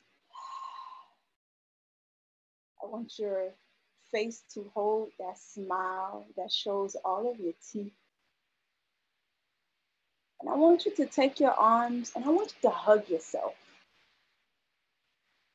Give yourself a little bit of love, knowing that you are connected to a network that is full of love, that is full of compassion, that is multi-generational, that is diverse, that is intelligent, that is resourceful, and that shall continue to flourish. And to continue to think about this concept of taking off the cape when it is necessary, because only through our rest can we continue to do the work. Can we continue to elevate our assets and elevate our knowledge and elevate our communities and pay homage to those that came before us in all the ways, for all those that are doing the work, regardless of the background. Honor this moment, honor your collective, honor your good intentions, and continue to tell your story and fight the good fight, but also remember to breathe in this work. Remember to hold fast to your reasons of why. Remember to ask for help. Remember to seek mentorship. Remember to be a mentee.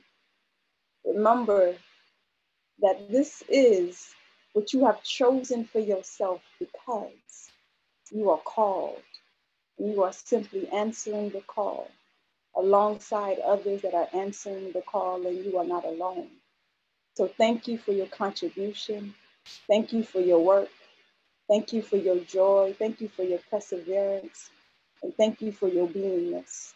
Remember this ability to hug yourself and to smile regardless of what is. And thank you for you for simply showing up. But that is the first step of every journey that you go on. So congratulations to you. Congratulations to this network. And congratulations to all those that will be touched to the moments that we hold right now, always and in all ways. Thank you.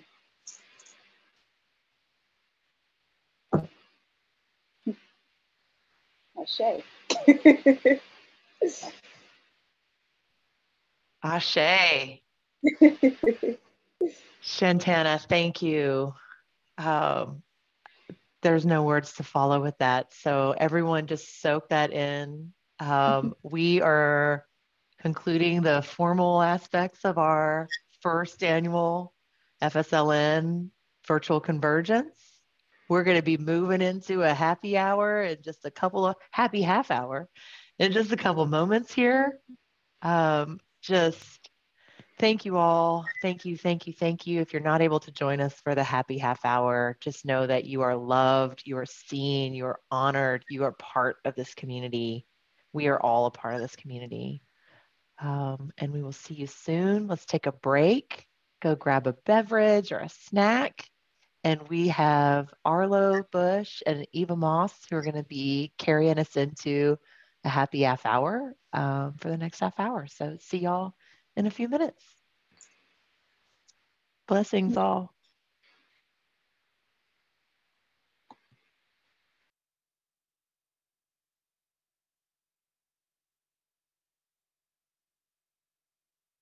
Hey, Arlo, Diva. Thank you guys for joining to co-host this. Give us like few-ish minutes. Is that cool? Y'all need to get a bio break in or drink a water or other beverage of your choosing. See you right back here.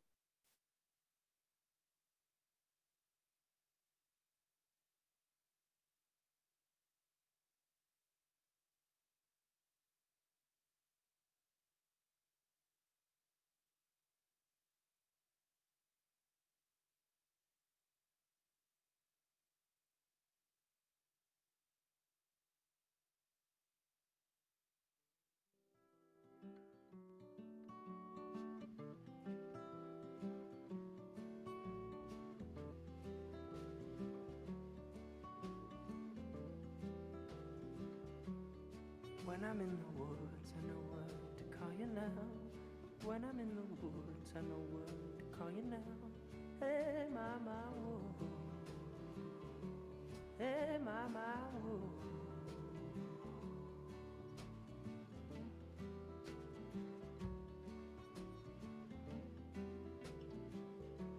Well, maybe the mountains know what to call you now. Maybe the mountains know what to call you now. Hey, mama, whoa. Hey, mama, whoa. Lang, lang, lang. Well, when I'm in a womb, I know what to call you now. And when a belly blooms, I know what to call you now. Hey, mama, whoa. Hey, mama, whoa.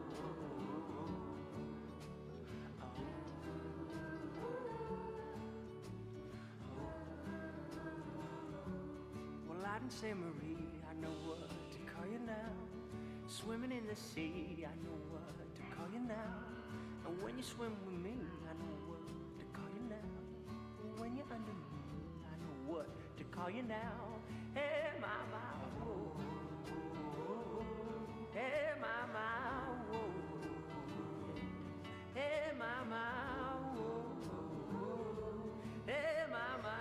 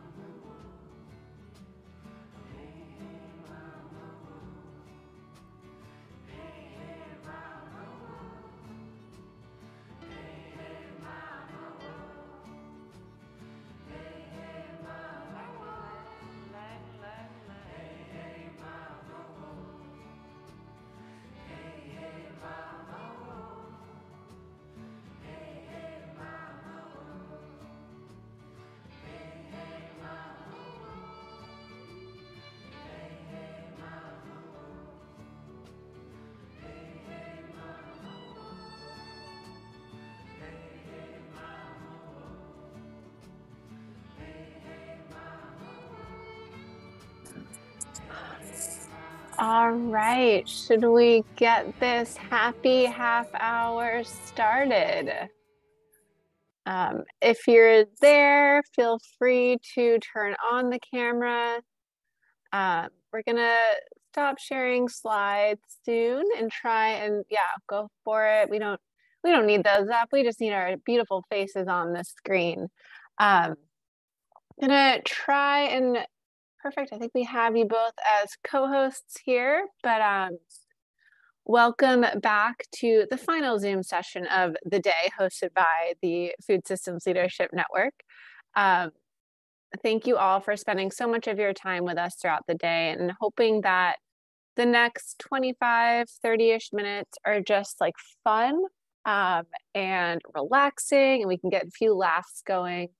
That was such a beautiful way to close us out of the formal sessions. And so just invite a little bit more of that free spirit into now.